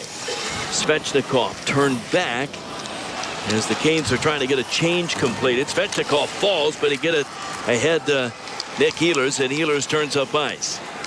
He'll drop it inside his own line. K'Andre Miller in turn drops it to Svechnikov. Svechnikov trying to go by Zegras, bats it up that right wing. Zegras trying to contain him, lead it back out in front, but that's deflected right to a Flyer. And Sealer gives it up. Here's Zegras the other way, right up the middle, right wing pass, Konechny across, and Svechnikov comes back with a great back check to break that up. Over the stick of Konechny, look out. Carolina's got numbers the other way. Nick Ehlers pulled up with a shot. Oh, and he hit the post on the glove hand side of Dan Vladar. Vladar might have gotten a piece of that, but Konechny gambled in the Carolina zone and almost paid for it. Yeah, and you know what? That's exactly a good call out there. He pinches down Konechny coming down the wall, but at the same time, the forward for Carolina pinches the other way. You've got to get that puck. If it gets behind you, it's an odd man rush the other way. Turns into one. Travis Sanheim does a really good job bailing out his teammate there, playing that 2-on-1 absolutely perfectly, giving the shooter the shot. And Vladar makes a save. Nick Ehlers with a great opportunity. Carolina back into their own zone. It's a power play now as Jackson Blake comes out of the box. And the Canes turn it over at center ice. Luke Glendening will get to it. He had a chance to drive it in deep, and it deflected by Stankoven in between the two benches and on a play. So this faceoff will remain in the neutral zone, but the Canes now skated 5-on-4 for 9 seconds. Done a good job on this penalty kill. It's stating the obvious, but you got to believe the Flyers have got to have the next goal. It's still early, but you don't want to let this Kane team get a lead. Not a 2-goal lead. Sanheim up the left wing, and that'll be all the way back behind the net as the penalty expires. Drysdale's out of the box. Here comes Carolina. Gostisbehere up that right wing. His pass goes by the intended target. Philadelphia trying to jam it up the wall, and now the Flyers start out. Drysdale into the middle. Bump trying to control that at the line, but settled by Jackson Blake. Jacob Slavin, their best defensive defenseman, lifts it to the line, gloved down by York, turned over in center ice, and right back in comes Blake. He's got Stankoven in the high slot, couldn't get it in front, and Porter Martone regains control, turns away, and lays it to center. Trevor Zegras has some room. Penalty coming up on Carolina. Zegras back across the line. Martone is onside. Avoids Stankoven. Got free into the slot and hit a skate or hit a stick with a pass. They get it back to Martone with a shot. The bouncing puck. Zegras, he scores! Trevor Zegras on the delayed penalty has his second goal of the playoffs. And the Flyers have tied it here early in the second. Trevor Zegras gets the goal, and he needed this one, Tim. How about the play by Porter Martone? Kids like him should not have the poise in playoff games like he has shown tonight. But Porter Martone sets this entire play up. Great job on entry, stays with it, and then starts moving it up top and goes right to the net as well. Trevor Zegras off of that shot from the point. Well, you get rewarded for going to the right areas, and he just picks this one up. He has to fight this one to get this one elevated, and he does that. Great goal by Trevor Zegras. Your best players have got to produce in the playoffs, and Trevor Zegras has a huge tying goal here early in the second period. Listen to this crowd at Xfinity Mobile Arena. Well, that's using the specialty teams to your advantage, getting the kill done, and then scoring right after it. So the Flyers pull even. Don Couturier settles a bouncing puck in his own zone, got it to center ice. Hathaway left it there for Glenn Denning, but he just failed to get free. And the Kings take over. Ehlers across and lifted in by Sean Walker. Bouncing puck into the left wing corner. Jordan Stahl looking to make a play for the Canes. Can't stuff it in behind the net. They scramble the puck on the end wall. Cedar kept it alive for Drysdale, who was hooked there by Jordan Stahl, but the Flyers lift it out. At center ice, Hathaway will turn it back in deep, and Philadelphia will make a change. Canes wind it hard up the near side and have it in by Martinook. Vladar will leave it in behind his own goal. Porter Martone draws the secondary assist on that goal by Trevor Zegras. To the far corner, Seth Jarvis can't clear. Intercepted by Konechny. Dances by a man up that left wing. Pushed into the corner. Konechny upended. Gets up. Plays the puck on the wall. And the Flyers trying to feed the left point, but Andre's got to come out for it. Emil Andre drew the primary assist on that goal by Zegras. Here's Tyson Forster. And Forster over the line. Played it right point, but it comes out of the zone, so Ristolainen regroups. Added up the left wing, and Chatfield will roll it softly in on goal. Vladar sends it aside. Sanheim right up the middle. Here's Tyson Forster up the right wing, and he missed Konechny with that pass. That'll be icing. Now they wave it off, so the Canes come back for that. Barkey finishes a check, but through center ice. Will Carrier got to the Flyer line before he's hammered. Got it in deep, and they're going to say that's offside at the Philadelphia blue line. Well, that goal by Trevor Zegras is another goals for gear. Flyers and Holman donating $275 to the Learn to Play program presented by HolmanAuto.com. Physicality is one thing I've noticed tonight. The Philadelphia Flyers, even that one play on Denver Barkey, they're finishing checks. They're getting in on the forecheck, and they're not turning away. They're making sure that they're finishing. And doing that, when you finish in the checks, that means you're taking them more time and space, which is causing Carolina to throw that puck away before they really want to. Emil Andre's got his first career playoff point on that goal by Zegras, but we kind of said it at the start of the period. Porter Martone seems to be feeling it. He tipped it by a man, goes in with a chance and pulled off the puck from behind. No penalty on the play. Two guys on his back. He's got a free hand, and there's no way that he gets hauled down like that. I mean, come on, you got to make that call. on a breakaway as well. Puck was gloved from one man to another. Martone says something to the referee, Kyle Raymond, as he goes by, and Raymond just stares him down. But they have no answers physically for Porter Martone. He is really asserting himself in this game. You would have got your foot in your mouth there if he scored one right on that breakaway. You were just talking about the right player at the right time. Porter Martone is having a game tonight, obviously with a new line. He's playing with Trevor Zegras and Alex Bump. And well, he snapped his longest career drought. Porter Martone had been scoreless in 5 games in a row. Had an unbelievable start when he got here from college. Or did he ever? Well, he's flying tonight. Flyers with a 1-1 tie here early in the second period. They scramble the puck in the Philadelphia zone. Flyers going left to right in the second, but the Canes are going to keep it in. Miller at the left point misses the net with a shot. Tipped up the far wall. Couturier reaching, can't get to it. Gloved down by Glendening. And on the second effort, did clear the zone to center. On the loose puck, Glendening finds it, lost it in the skates of a man. Hathaway wrapped it back into his own zone. Svechnikov holds him off and drills Hathaway. And the bouncing puck, Glendening finally cleared to center. Svechnikov in front of the penalty box. Rink-wide pass. Walker turned to the bench to go to change. And Philadelphia on the loose puck. Couturier dances by a man to the Kane line. Backhands it in behind the net. Grundstrom fired it back behind the goal. It got away from the Flyer. Michkov back there as Philadelphia trying to complete a change. The Canes. Walker takes a hit. It's actually Seth Jarvis, but he got it in deep. Philadelphia's Matvei Michkov. Flipped it into the middle, gets it back from Barkey. Now to Barkey. Barkey hits the line with speed. Going by a man and almost stepped by the defenseman, Jacob Slavin. But that's one of the best defensive defensemen in the league there. Nice work by Denver Barkey and Michkov coming up the ice. You can hear them jarring with each other the whole way. Trying to get one up in front of the Flyer goal. Jackson Flake cycled back hard around behind the net, out of the reach of Stankoven. And Grundstrom dishes it to center. Michkov can't find it there. Bounces back to Cam York. And York headmans misses Barkey with that pass, but they're going to wave off icing. And the Canes control as Philadelphia gets a change. Out at center, broken up by Ristolainen. Over the outstretched glove of Konechny, right back in. Stankoven with a shot, and Bedard deflects it up over the glass.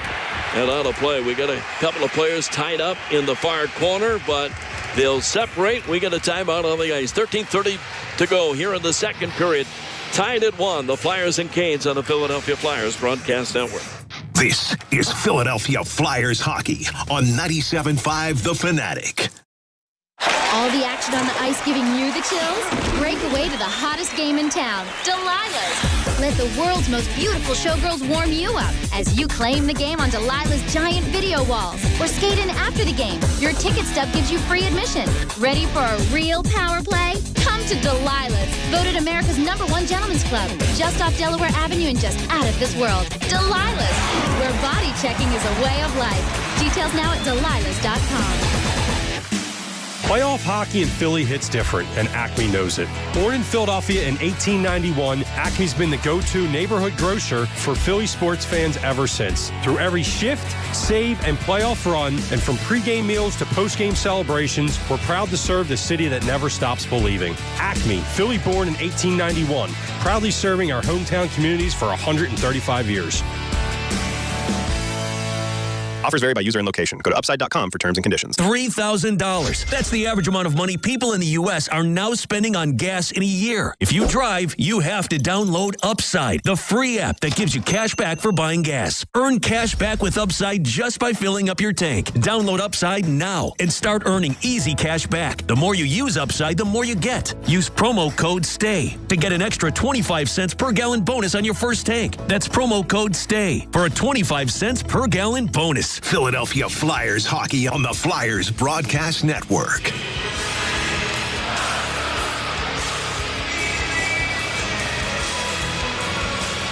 Reserve your Flyers club seat membership for the 2025-2026-27 season and get priority access to tickets for this year's Stanley Cup playoffs, along with access to all Xfinity Mobile Arena events. Text club to 61259 to learn more. Stall for the Canes on the power play in the first period. Trevor Zegras has answered for the Flyers here in the second. Canes have outshot the Flyers 11-8 thus far, and they'll line up for a draw in the Philadelphia zone. Circle to the right of Dan Vladar. And Dvorak wins that cleanly. Emil Andre backhands it high into the air to center. Batted away by Gostisbehere. He'll get to it.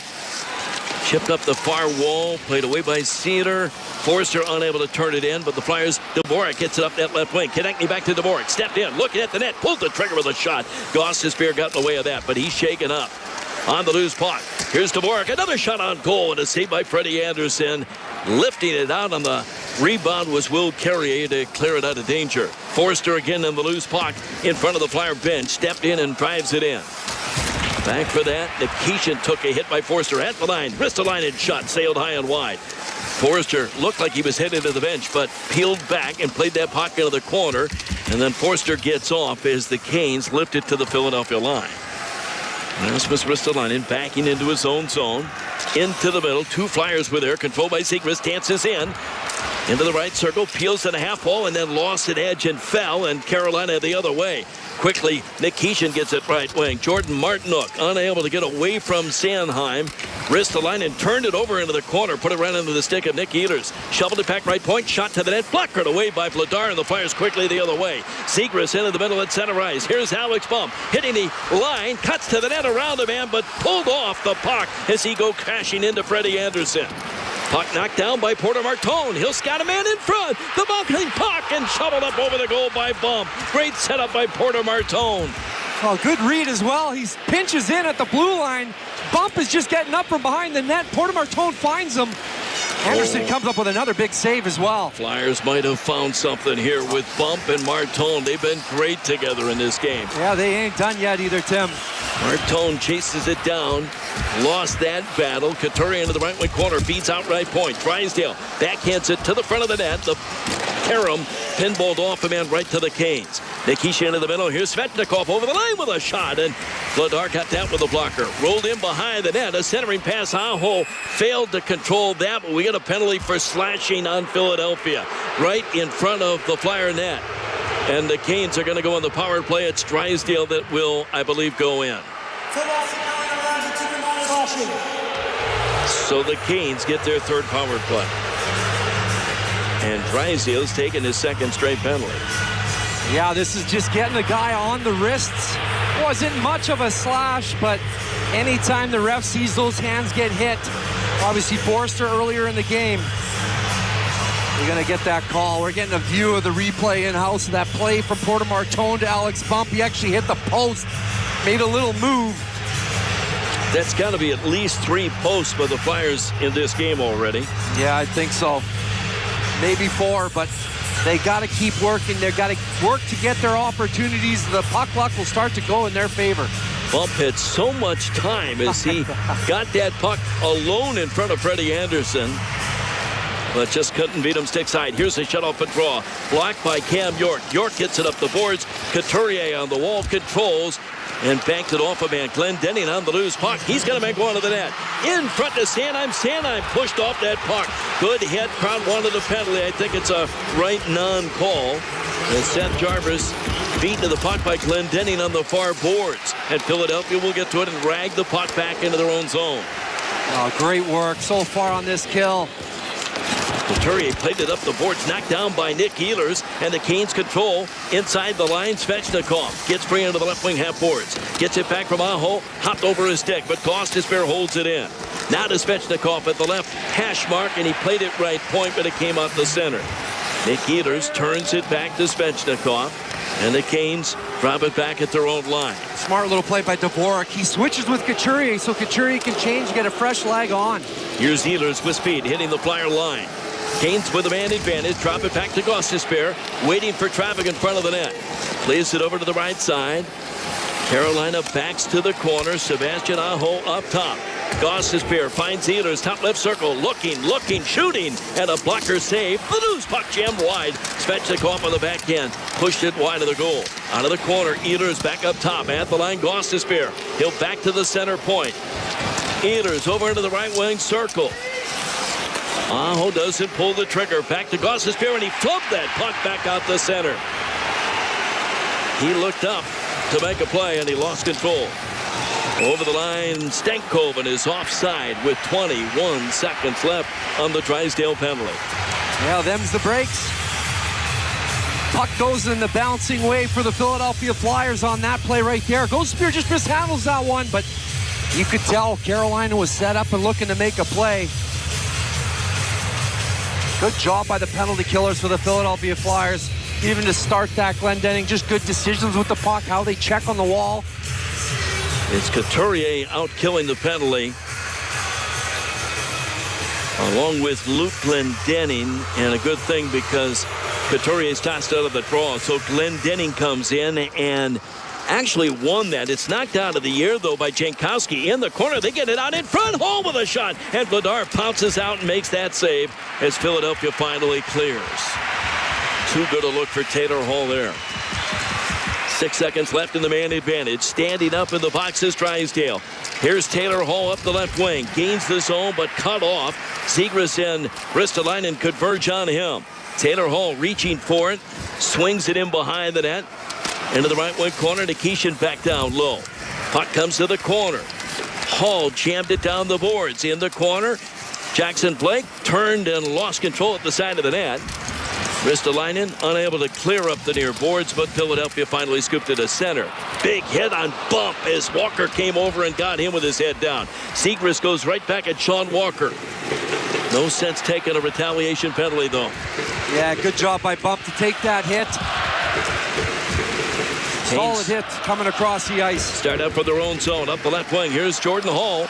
And Jordan's tall, and Stahl unable to get that puck on net. Out of the right wing corner, Martinook feeds the right point. Chatfield down low. On the end boards. Good play by Emil Andre, and Andre with a chance to clear. The puck did get out at center. Brunstrom right in front of his Carolina bench, but couldn't get to it. Andre back into the corner. Had it knocked away by Svechnikov. He'll pull out in front and at least backhand one into the goal mouth, but sticked away by Vladar. Now Konechny at center ice. He's got some room. Lays it up that right wing. Chasing that down is Denver Barkey. Slavin played that away from him. And Sebastian Aho will start the other way for the Canes. 8 minutes left in the second period. Aho over the line. Svechnikov, right wide pass. Seth Jarvis with a shot off the man. Diving out to control that and cover it is Dan Vladar. And we get a timeout. 7:50 to go. Here in the second, it's tied at 1 on the Philadelphia Flyers Broadcast Network. This is Philadelphia Flyers hockey on 97.5 The Fanatic. Hi, everyone. Julie Stewart-Binks here, along with former NHLer Nate Thompson. Join us on Energy Line as we share our takes, stories, and surprise guests every week. Patrick Kane, 3-time Stanley Cup champion. Team USA head coach Mike Sullivan, 6-time Stanley Cup champion Mark Messier. With over 800 NHL games, I know a couple guys. Biz didn't have Twitter. No one knew who he was, so I called Whit, and I'm like, how's Biz? He was like, I'm telling you right now, you're going to hate him. Then he'll be your best friend. Listen on the iHeartRadio app, Apple Podcasts, or wherever you get your podcasts. Hey campers, it's Jan from Toyota. This summer, we're headed to Camp Toyota, and the fun starts now. We're kicking things off by kicking up mud. Jump in, campers. We're going off-roading in a 4Runner. Next, we're heading to the hot springs in a RAV4. And finally, park your Tundras and Tacomas around the campfire because we're roasting marshmallows. Their summer starts here. Dealer inventory may vary. See your participating Toyota dealer for details. Event ends June 1st. Toyota. Let's go places. FW Webb for plumbing, heating, HVAC, refrigeration, pipe, valves, fittings, and more. FW Webb supports all customers, from one-van contractors to large facility operators. For planned projects, emergency jobs, or maintenance, FW Webb has what you need when and where you need it. With extensive inventory, personalized service, over 100 locations, and a fleet of trucks across the Northeast. Visit FWWeb.com for a location near you. Philadelphia Flyers hockey on the Flyers Broadcast Network. Get flyered up for playoffs and shop the latest team apparel, including jerseys, hats, tees, and more, only at shop.outfitters.com. Big crowd just waiting to bust loose here at Xfinity Mobile Arena. Flyers have tied it early in the second period. Trevor Zegras gets his second of the playoffs from Andre and Porter Martone. And the Flyers bring out their third line. Denver Barkey playing a new position in the middle of the ice, and he's handled it really well. look to Logan Stankoven as proof that a small guy in this league can play the middle. Oh, my God, yeah. Carry in to take it against Denver Parkey. Flyers will get there. And Emil Andre behind his own goal. Backhands it up the wall. Michkov had to go up his stick, but the Canes hold it in. Here's Eric Robinson. Robinson, a centering pass, and shoveled wide off his skate. Jankowski took a moment to get that away. Knocked free into the corner. Robinson behind the net, lost it to Emil Andre. Andre's clearing attempt again knocked down, but Barkey gets it in front of his own goal. Cedar headbands up the left wing. Michkov, he's got Grunstrom going hard to the net. Michkov took the shot and blocked it away by Anderson. Grunstrom finishes his check in the corner, sends a Kane player tossing. On the loose puck, Zegras got there and just overskated the puck. He got a stick up in the face of Keandre Miller. That's going to be a penalty on Zegras. Didn't mean to do it. But Zegras will go in, and the Canes are going back on the power play as the parade to the box continues. Just an unfortunate little play. Zegras is just trying to free himself up and start to stick handle his puck here. Kick it up to his feet, but he just catches Keandre right in the head. On a broken play, gets caught. He's sitting for two. The Flyers got to kill. Not much you can do to argue that. Nah, he's just trying to get that puck up to his skates. It's kind of a broken play. Just couldn't control his stick. Keandre actually coming to play that puck, ran right into his stick as well. This has been a better effort of Trevor Zegras, too. I think he's played well the first half of Game 3, but he's in the box now, and Carolina skates at 5-on-4. They win the faceoff. Stankoven gives it a Blake. Left corner, Hall spins in behind the net. He was met there by the Flyer defenseman Cam York, and Philadelphia is able to clear. Stahl will go to the bench as Carolina changes on their fourth power play chance of this game. Tied at 1. Carolina from their own blue line. They drop it back to Ehlers. Nick Ehlers with speed. Right wing pass. Over the line, Stankoven gives it up. Check was Jackson Blake diving for that. The Flyers were able to bat it out of the air. Couturier dove, but out of the air, Glendening swats it down the ice. Anderson plays it behind his own net, and Keandre Miller starts out. Flyers change on a penalty kill. It's Dvorak out with Tyson Forster now. Here come the Canes on the attack. Left wing pass. Taylor Hall dropped it back to the line. Ehlers goes point to point. Blake behind the back pass to Keandre Miller. Out to Ehlers. Ehlers into the left circle. Played it back up top to Miller. Miller hands it across. Blake back to Miller. Now to Ehlers, and that pass picked off. Knocked out of the air by Christian Dvorak. Little one-touch pass, and Dvorak got his stick in the lane. Yeah, it's such a good thing to have good sticks on the penalty kill. Christian Dvorak breaks up that pass to the middle of the ice. Canes headman up that right side. Blake back across to Ehlers. Cut through traffic at center. Over the line to Sebastian Aho on the right wing. He tried to feed the blue line. Broken up, and the Flyers can't clear. Hathaway rushes Gostisbehere. Now in front, Seth Jarvis, and his shot was kicked away by Vladar. Back across into the left circle, and it just eludes Aho. At the line, he got it to Gostisbehere. Nick Ehlers on the left wing, half boards back to Ghost with a shot, saved by Vladar, but he couldn't squeeze the rebound. And Carolina keeps it alive. 10 seconds left. Shot to the net, knocked down. It's underneath the equipment of the Flyer defenseman Nick Cedar. Sticks come up high, but the play is blown dead with 7 seconds remaining on the Zegras penalty. Yeah, I'm not sure where this shot goes. Vladar's in the right position on this play, but there was some puck movement by Carolina on that power play. Great job by the Philadelphia Flyers penalty killers. I think it was Sealer that took that puck. Went into his equipment. Got 16 blocks at this point of the playoffs before tonight. Another key one right there. The faceoff is going to remain in the Philadelphia end. The Canes still with the man advantage. Carolina has outshot the Flyers 6-3 in this second period, mostly because of the power play. They win a draw. Chatfield with a shot. Oh, he had some net to shoot at too, and he fired it wide. Into the far corner. Stahl was checked by Couturier. Penalty is over. York into the middle, and Glendening hoists that puck into the air to center. Banded down by the Canes. Looked like they gloved that from one man to another. They said no. Rolled back in deep into the Philadelphia end. On the wall, Carrier into the air, banded down by the glove of Cam York, and Philadelphia will settle it. Couturier, a man rushes him, and he turned the puck over. Jordan Martinook trying to send it to the side of the goal. The bouncing puck and Stahl took down Seacrest, no penalty. And the officials are seeing one color right now, and it ain't white. Yeah, the Flyers got some tired guys on the ice. Sanheim needs to get off. He's been on since the kill. York in behind his own goal. 4:22 to go here in the second period. Sanheim banked it off of a skate. As the Canes continue to pressure all over the ice. Now a penalty coming up, and Sanheim is hurt. He was hit by Taylor Hall. Sanheim, hold your breath. He's up slowly. They can't afford to lose Travis Sanheim. But the Flyers are going to go on the power play, and Sanheim is now on his skates. Well, this happened behind the play. Sanheim's not happy. He's trying to get in touch with Taylor Hall. And this is a little bit of a hit from behind. Taylor Hall's got to be a little bit smarter there and hold himself up. Travis Sanheim was in a dangerous position. All right, we get a timeout on the ice. When we come back, it will be a Flyer power play. Late in the second, we're tied at 1 on the Philadelphia Flyers Broadcast Network. This is Philadelphia Flyers hockey on 97.5 The Fanatic.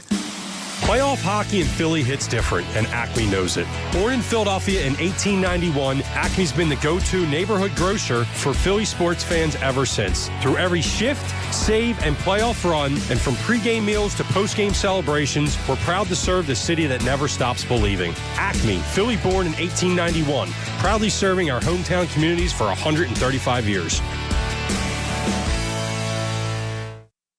All the action on the ice giving you the chills? Break away to the hottest game in town, Delilah's. Let the world's most beautiful showgirls warm you up as you claim the game on Delilah's giant video walls. Or skate in after the game. Your ticket stub gives you free admission.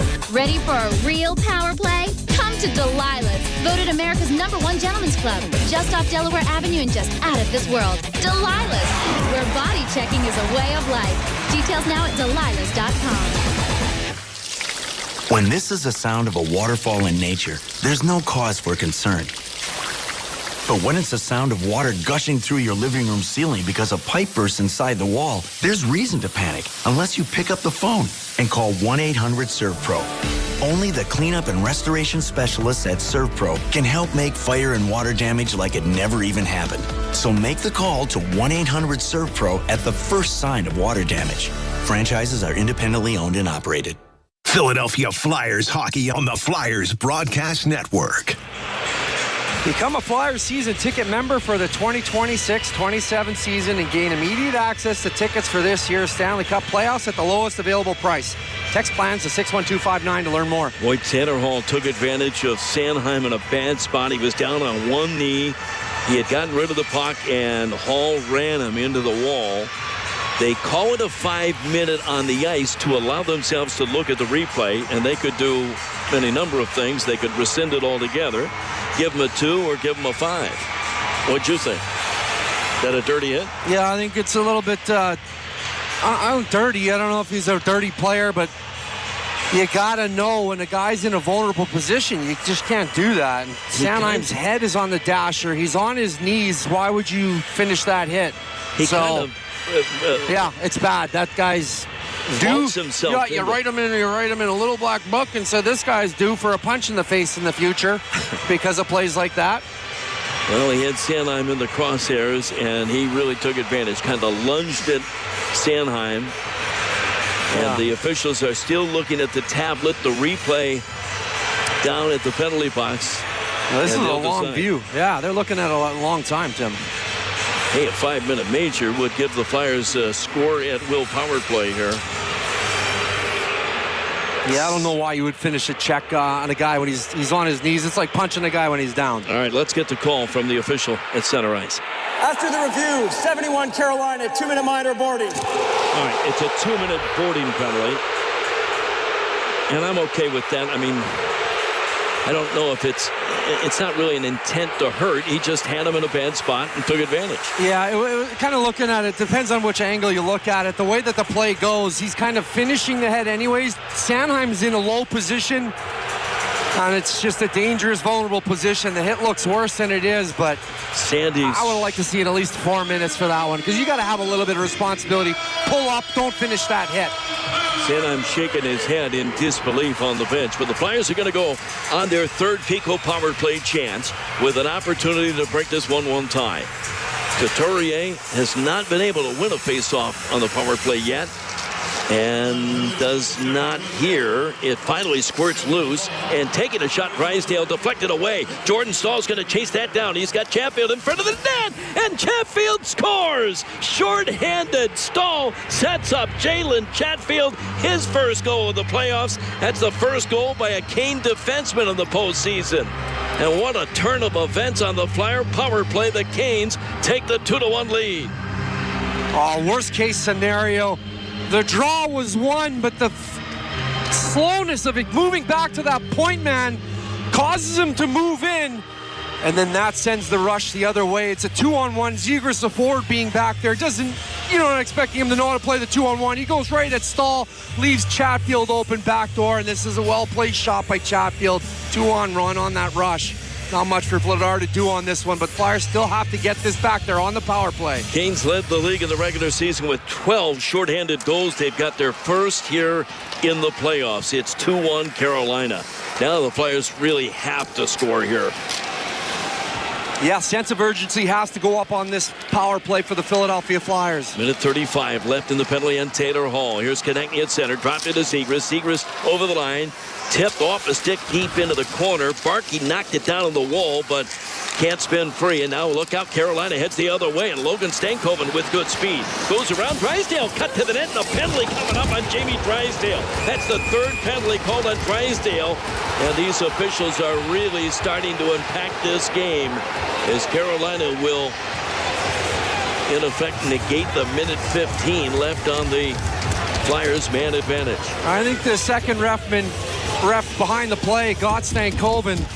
Drysdale kind of made a motion to his face like a high stick caught him, but Drysdale did take the original one, and it would be a holding call, I think, based on what I see. Did grab that hand of Jarvis, not Stankoven. Yeah, and Konechny takes a quick little high stick right across his arms. So did they get the high stick? Oh, yes. Yeah. Seth Jarvis' stick came up and caught Konechny right in the mouth. Yeah, the referee's looking at it. There's no way they can't not call that. He's seen it behind the play. It was the ref behind the play that's seen it. Garrett Ring. And I think he is going to send a man aside. Penalties on the play. Philadelphia number 9 is a 2-minute minor for holding. Carolina number 24, 2-minute minor high sticking. We will continue to play 5-on-4. 2-minute power play remains for Philadelphia. Yeah, lucky break there. Drysdale did take the hold, but Konechny came over and started whispering sweet nothings.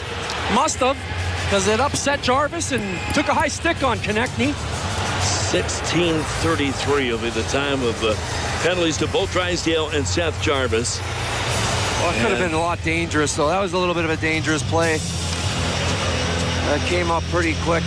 Yeah, that's just an undisciplined play by Jarvis.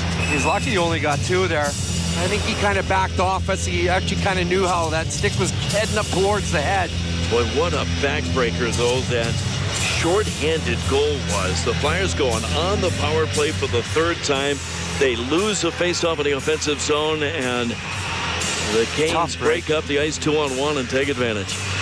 And that D-man's got to go get that puck. He's got a pinch there with guys coming out at him. It's a little bit of a race to the puck, but Carolina's going to use a timeout here. Oh, no. It's got an unsportsmanlike conduct. Oh, okay. It's an unsportsmanlike conduct penalty to Carolina. And so we'll go 4-on-4 here. There's still time left on Taylor Hall's penalty. Yeah, wait, so we're still on the power play, right? Yeah, the Flyers will remain on the power play. You're right. 5-on-4. You're right.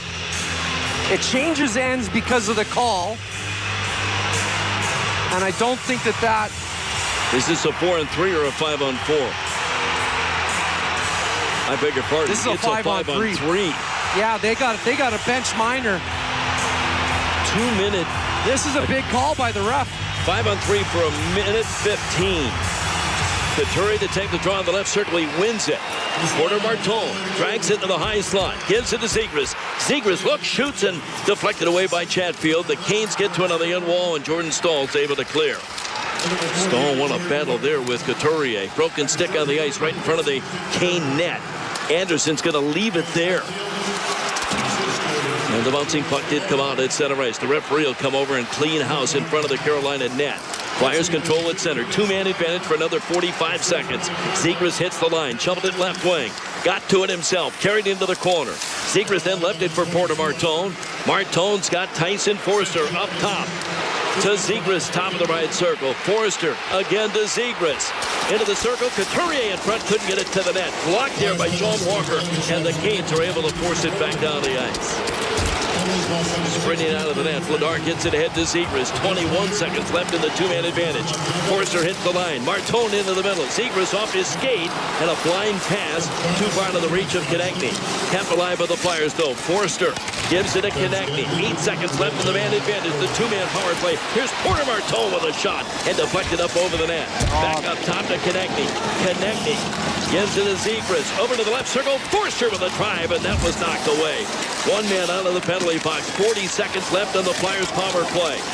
Forster ridden into the boards there by DeAndre Miller at the line. Cowled in. Konechny in front. Deflected right on. And off a man. It's covered between the pads by Freddie Anderson. He'll hold on. 28 seconds left. The Flyers have to score on this power play.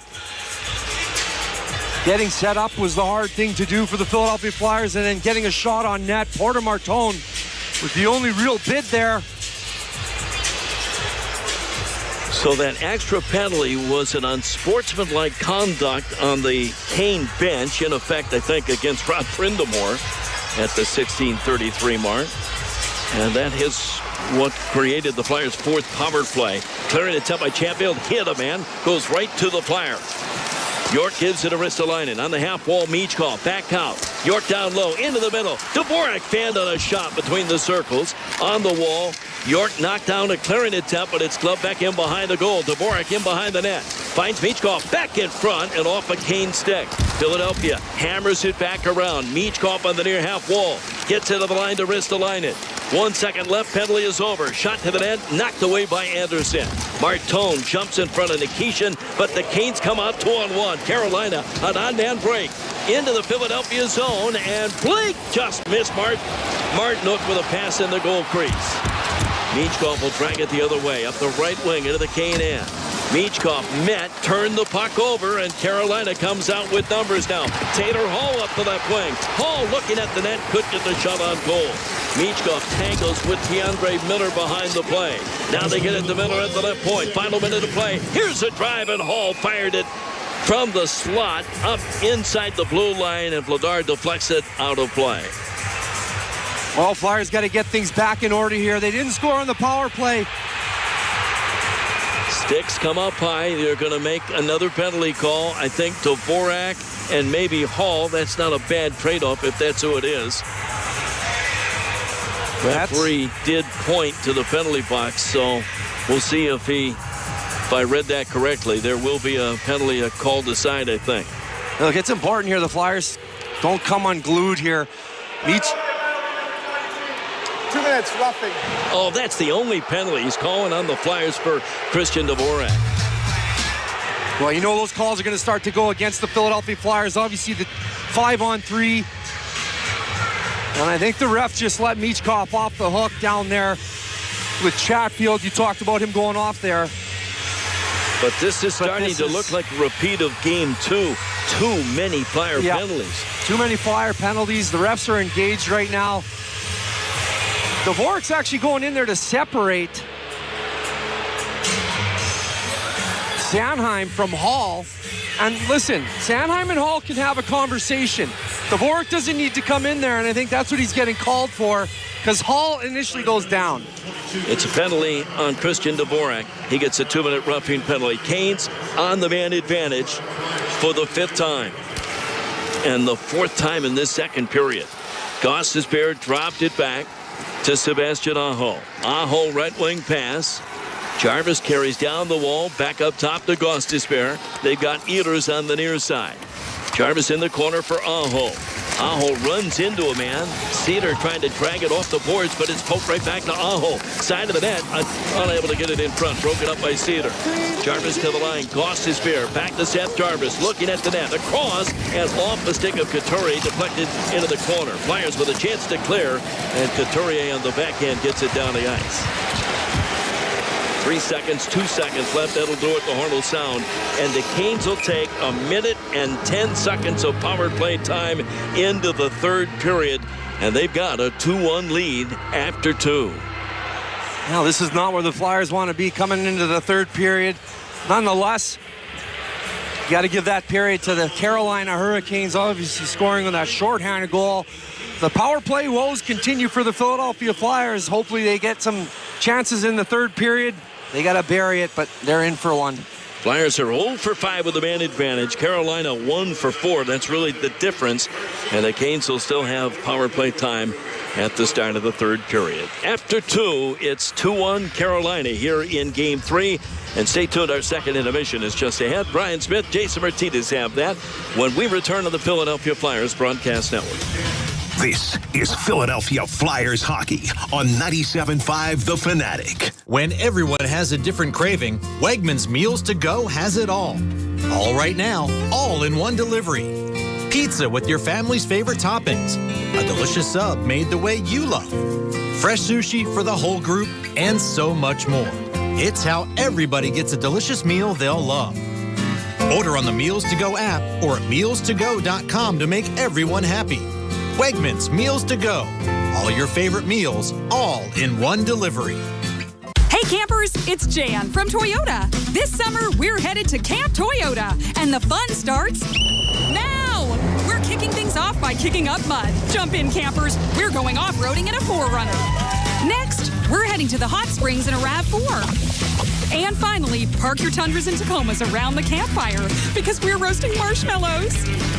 Their summer starts here. Dealer inventory may vary. See your participating Toyota dealer for details. Event ends June 1st. Toyota. Let's go places.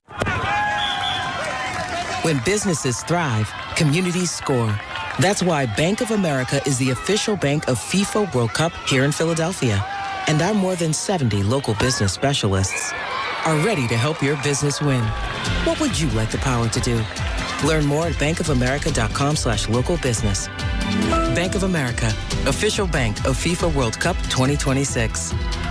Bank of America Corporation, all rights reserved. Ready to plan a weekend the whole family can get behind?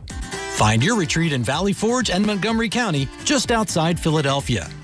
From outdoor adventures and hands-on attractions to charming downtowns, there's something for everyone to explore together. As America's 250th birthday approaches, discover the stories that shaped our nation and make a few of your own along the way.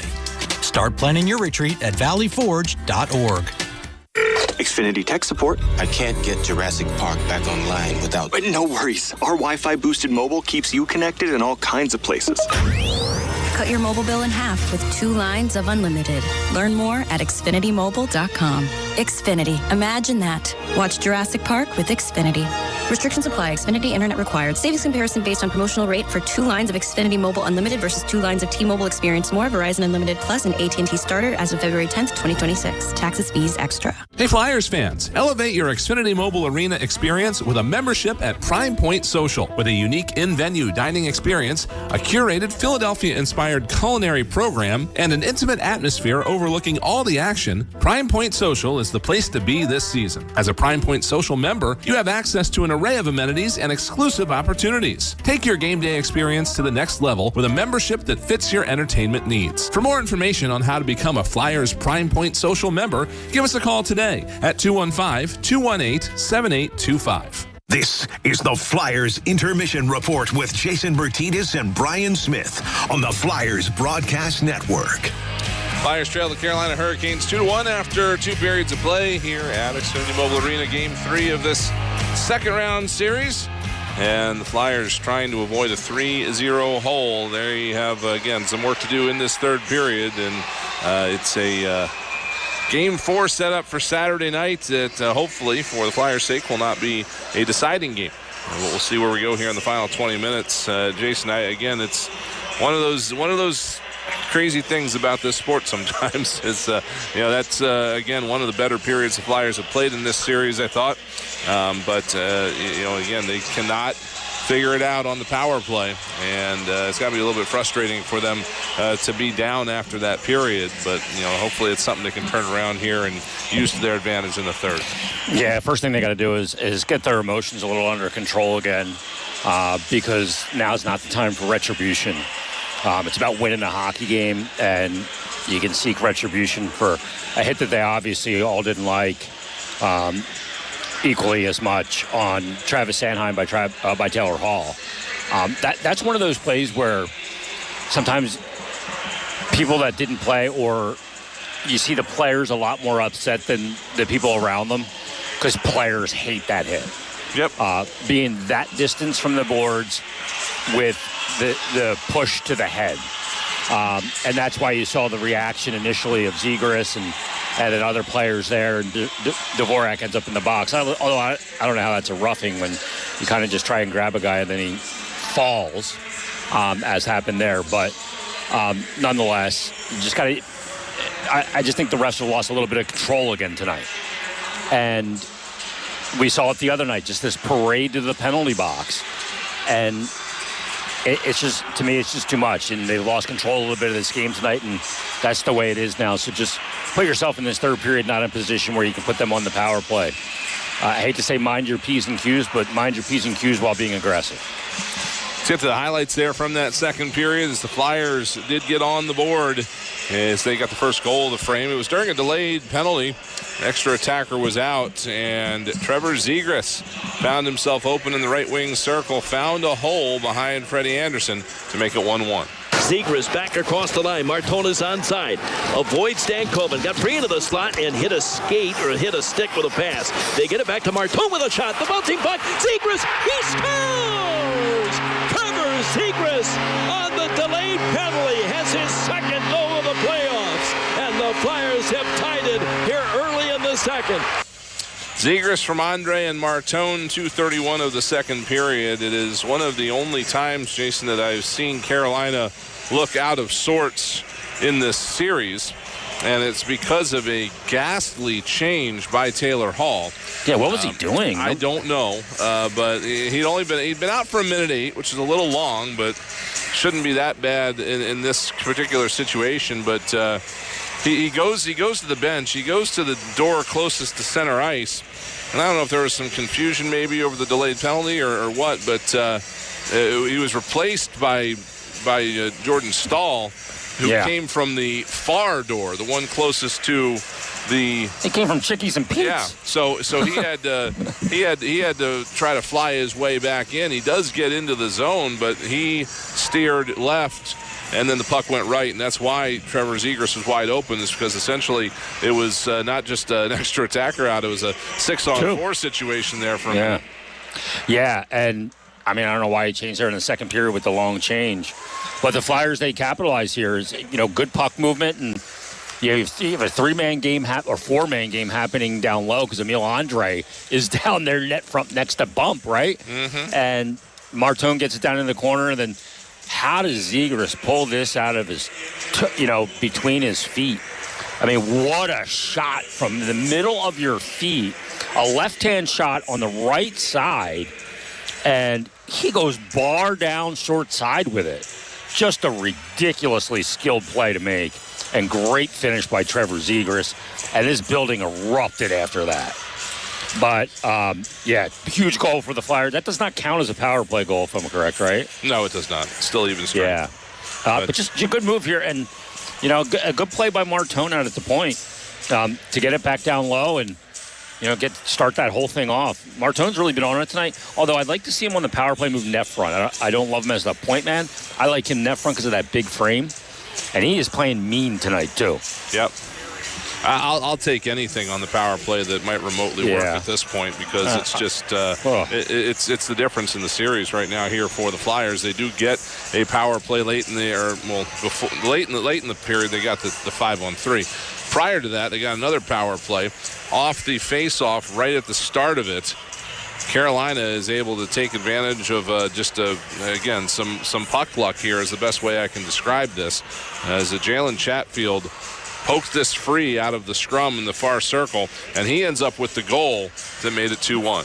It finally squirts loose, and taking a shot, Drysdale deflected away. Jordan Stahl's going to chase that down. He's got Chatfield in front of the net, and Chatfield scores! Short-handed, Stahl sets up Jalen Chatfield, his first goal of the playoffs. That's the first goal by a Kane defenseman in the postseason. And what a turn of events on the Flyer power play. The Canes take the 2-1 lead. It's Chatfield from Stahl and Martinook. 15:59 of the second period, and I guess it's easy to look back in hindsight and call it a bad pinch by Jamie Drysdale, but I don't think he's expecting what transpired there to transpire. I'm not sure if he should have backed off of that or not. Yeah, I think what happens is they end up coming out and 18 just rolls off the check and dives on his belly. And I don't think that Drysdale was expecting that, nor would think he would be expecting that. But they go down on the 2-on-1, and then two guys go to the passer, Jordan Stahl, and then there's nobody to take Chatfield, who's wide open with that right-hand shot. He's opened up for the one-timer, and he ends up beating Vladar. It's all the things, too. It's a face-off. You pretty much win. And it turns into a shorthanded goal. Yeah. So what do you got to do here? And again, the only reason I'm looking at this with 100% hindsight, so it's very easy to say now.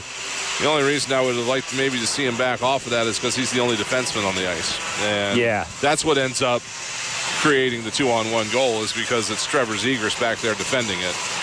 And that's where you get the over pursuit to Stahl. Yeah. So, that's just a bad break. But the Flyers have had probably enough opportunities that they should have been able to overcome the two bad breaks, really, that have led to the goals here.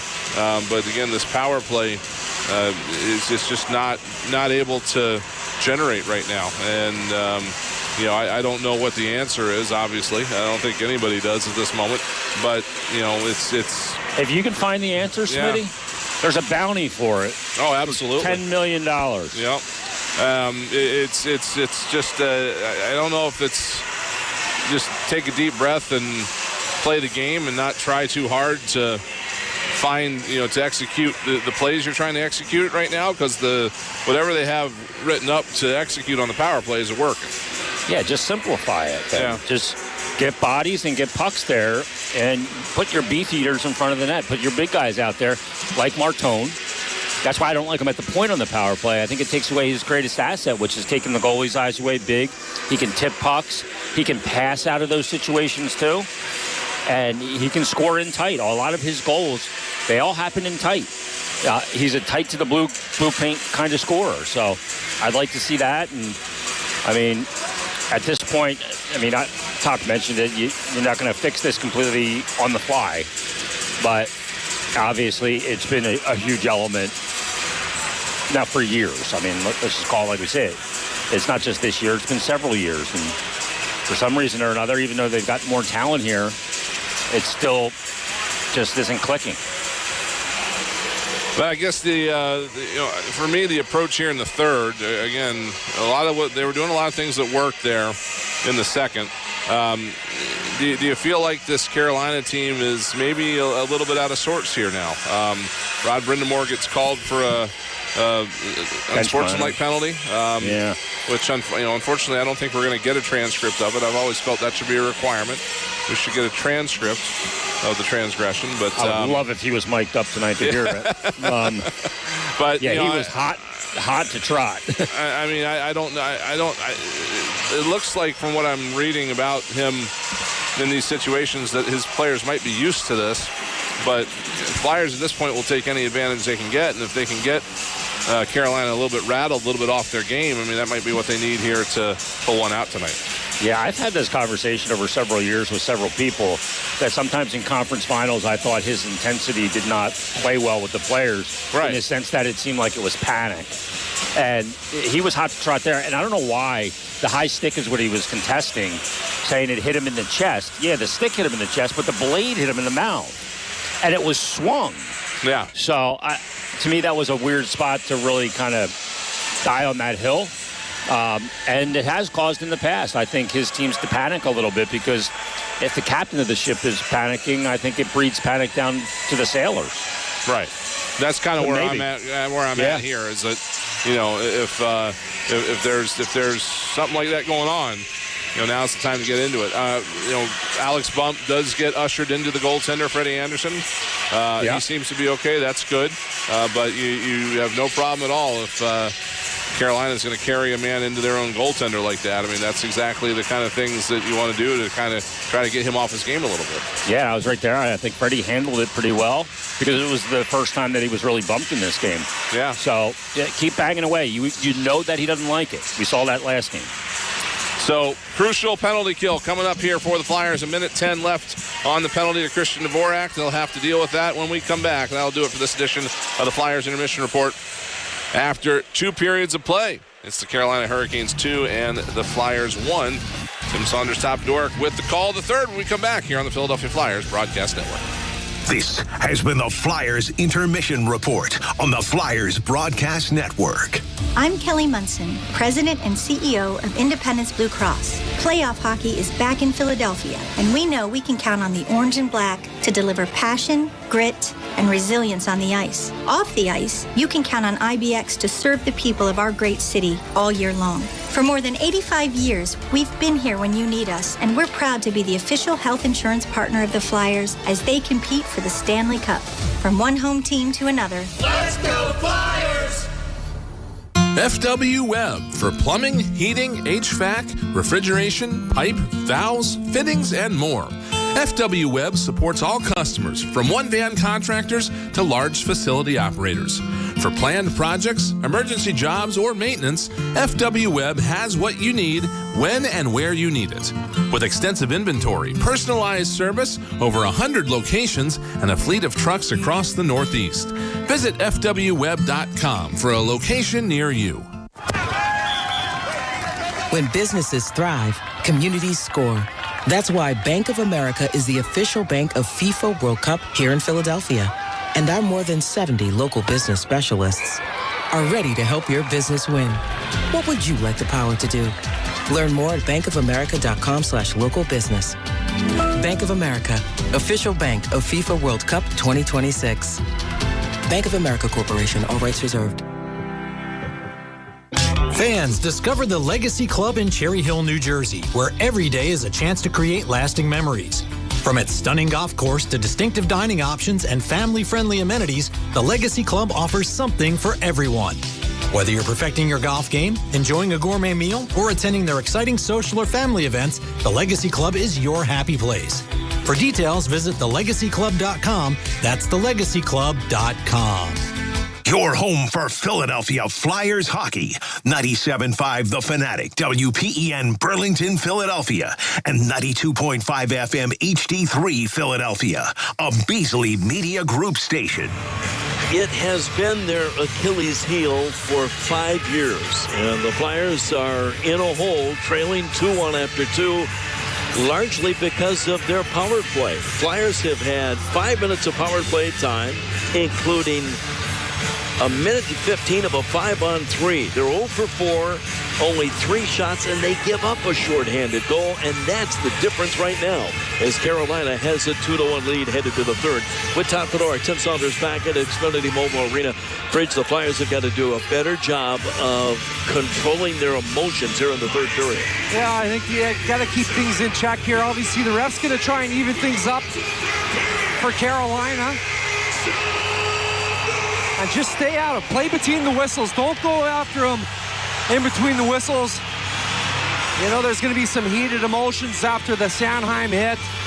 You just got to kind of put that thing on put that stuff on the shelf and focus on the job at hand. Well, in reality, their season is on the line here in this third period. Starting the third period with the power play, Carolina controls with a minute left on that penalty called on Christian Dvorak, which was not a good penalty late in the second. Here come the Canes in. Svechnikov will drop it back to the line. Sebastian Aho on the near half wall. Ehlers gives it up to Gostisbehere. Gostisbehere will curl out by the right point. Send it into the circle. Svechnikov lost it right to Glenn Denning, and he'll dish it the rest of the way. So the Canes have got to regroup back in their own zone. Andrei Svechnikov will drop it for Gostisbehere. Flyers have forced around killing the penalty with Garnet Hathaway up front. Here's Seth Jarvis at the line. Right wing pass to Aho. Aho down the wall. Turned to the half boards and plays it up top. Gostisbehere back to Aho. Top right circle, turned and threw it at the net. He was looking for the tip by Svechnikov and he missed it. Top left circle. Ehlers back to the middle point. Gostisbehere to Nick Ehlers. Looking at the net, took the shot. He snaps it just wide of the goal. And it carried him right to a Flyer, but they can't clear. Ehlers sends a shot, the bouncing puck in behind the net. Ristolainen gets body position on the man, and the Flyers will get to it and clear all the way down the ice. But we got another whistle and maybe icing, I think, Tim. Is it icing? Okay. Yeah, the penalty was over. He just stepped on the ice. Little gray area there, ref. It's pretty close. So the Flyers kill off that fifth Carolina power play. The Canes are 1 for 5 with the man advantage at this point of the game. They've had 4 shots on 5 power play chances. 2-1 Canes with the lead. The difference in the game, the shorthanded goal by Chatfield on the last Flyer power play. On a draw in front of the Philadelphia net. It's controlled by Nick Seeler. And Seeler's got room to lift that out to the Carolina line. Keandre Miller, as Philadelphia's changing, sends it right back in. Stahl in after it. Ristolainen rides him into the far corner. Kept alive by Will Carrier, but 2 Flyers converge on him. Konechny leaning on him. No scrum, no whistle yet. The puck hasn't been dragged free. Stahl unable to get it loose. And now the Canes do. Keandre Miller backs out left point. Turned, took a shot. That was blocked wide by Michkov. And Ristolainen up the boards. Didn't make enough getting up on that. The Flyers finally clear to center. Here's Konechny on the left wing. Crisscrosses with a man. That's Dvorak. And Konechny fired a shot high and wide. And it bounces still in play into the left wing corner. Michkov had to go by him. And Martin Oko carried to center. He'll stuff it in, and 2 players are tied up behind the play, and we're going to get a whistle and penalties here. Dvorak again for the Flyers, I think. Konechny got a stick up in the face. Yeah, Konechny and Miller were going at each other. I can send TK off for Dvorak. 2 minutes roughing. Philadelphia penalty number 22. It is Dvorak and Keandre Miller. Yeah, Keandre Miller, Konechny were getting in there, and then Dvorak again. This is how he got the penalty last time. Comes over and grabs Keandre Miller, and that's what draws the both penalties. I'm not sure if Miller was going to get one before that. Well, so both get 2-minute minors. Dvorak for the Flyers, Miller for the Canes. Rick Tocchet in that second period was screaming a couple of his guys to try to get him to settle down. Let me scream at the referee. You shut the hell up. Yeah, you got to let the coaches talk to the refs, especially in these heated games. Players have the tendency to get loose lips, and some refs don't like that. When the coach picks that up, he lets his players know that. Sometimes not the nicest way. Well, we're going 4-on-4 here. Early in the third period. Flyers are down a goal here in the third. Game 3. Flyers trying to get back in this series with a victory here at home. And the Canes are going to control the draw. Nikishin, the rookie defenseman, nearly gets away, but finally stripped of the puck by Sean Couturier, and the Flyers take over. Couturier banked it up the left wing. Tyson Foerster, one man to beat. Turned, took a shot, and a save by Anderson. And no second chance as Anderson controls the rebound. Well, there's a nice little scenario where the Flyers can catch the pressure of Carolina with a stretch play. Couturier just waits for it to develop and then sends it all the way down for Foerster. And a couple times the Flyers have done that. It is successful against this team, but it's a timing thing. Here comes Martone with Zegras, Sanheim, and Ristolainen on this 4-on-4. Minute 45 left on the 4-on-4. And Zegras to take the draw. The Flyers unable to get to it. The Canes do, and Aho step to center ice with Seth Jarvis. They hit the Flyer line together in front. That pass intended for Aho knocked away, and Zegras takes over. He'll tuck back behind his own goal. Zegras skates ahead. A lot more room for the Flyers to operate here. Zegras going to turn back at his own line as the Canes make a change. Aho to the bench. Zegras gets free up the left wing. Puck trickled in at the line, but taken up by Nick Ehlers. And the Canes drop it to Ehlers. Ehlers with speed. He's perhaps the best skating forward for the Canes. Pulled up with a shot. He rifled it up over the net. Bump, check. He went the wrong way with it and turned over in front. Here's a shot by Walker, and that was blocked right in front of Dan Vladar. Flyers finally sweep it out at center. Alex Bump. He's got York jumping into the play. York goes in front. Now a centering pass. Berkey with a shot, and Berkey had it knocked away. Penalty coming up here. Interference, I believe, on Carolina. Or is it on Cam York? Tell me it's not York. I think it is. It's goalie interference on Cam York. So Cam York is on the rush here with Barkey, and he drives through, and he's the front guy, but Barkey picks up the puck coming down the slot, and then York just through the crease. This is a tough call. Based on what I'm looking at here, the goaltender kind of reached out his leg outside the crease. One should actually look at this one because the goaltender made the move. 3:24 is the time of the penalty on York, and Anderson did well to really draw that. Yeah, he drew that. It was outside the crease. He touched York. It should be interference on Anderson. So Carolina skates it 4-on-3 now. In the near circle, Svechnikov back to Gostisbehere. He'll give it up left circle. Aho doesn't pull the trigger. Turned into the circle again, looking at the net. Now fired it wide of the goal. Up the near board, Svechnikov is able to corral that. Kept it alive for Shane Gostisbehere. Aho to Svechnikov, unable to take the one-timer from the right circle. Back over to Aho. Aho to Svechnikov with a shot. He scores. Vladar got there, but unable to stop it. It bounces off the post and in. And Andrei Svechnikov has his first goal of these playoffs. Carolina's taken a 2-goal lead. It's 3-1. Specialty teams for Carolina. One of the strengths coming into the series. And right here, Svechnikov just setting up, and this is what they do. They have great puck movement into the offensive zone, low to high, east to west. And once they make that play east to west, tough for any goalie to track that and get across. Svechnikov just absolutely labels this one. Post and in. Actually goes off of Vladar, off of the post, and then caroms back in. Well, Andrei Svechnikov had a good regular season, 31 goals, but it takes him until the 7th playoff game for the Canes to get on the board. That was Ehlers with a nice pass across as well. All 3 goals scored by Carolina by guys who got their first of these playoffs. Stahl, Chatfield, and Svechnikov. And the Flyers are in a big hole now with 16 minutes to play. 3-2, 3-1 Canes with a 2-goal lead. And this may change the way the Canes play the rest of this one. It's going to be keep away hockey. Up that left wing, driven in by Slavin. Vladar stops it in behind the net, left it for Cam York. York dishes it up the far wall. Bach looking for skating room, curls back behind his own net. Looks up ice and lifts that back into the Cane end. A race for the puck. It's going to be icing because Slavin had a step on Christian Dvorak. Philadelphia trying to make a change, and now the officials won't let that happen. Yeah, that's a risk you run when you're trying to do those flip plays through the neutral zone with the guy skating. Sometimes they can bounce forward. You end up with an icing.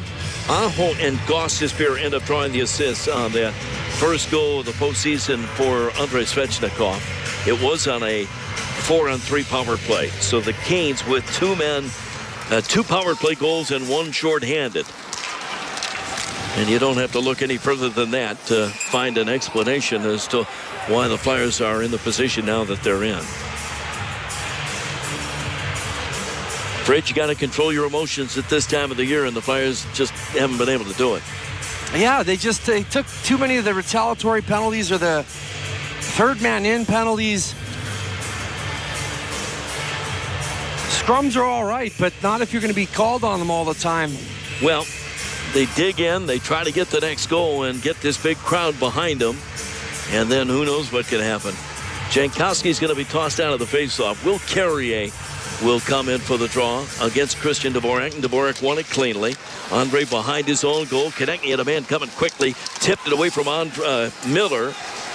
And Philadelphia finally controls. Nick Seeler headmans up that right wing. Dvorak's got skating room to the line. Dropped the pass. Konechny trying to dance down the middle with a backhand shot. And a good left-hand save by Freddie Anderson. Maybe his biggest save of the game right there. I agree with that. That was a big save on Konechny. Nice little move to get that backhand off.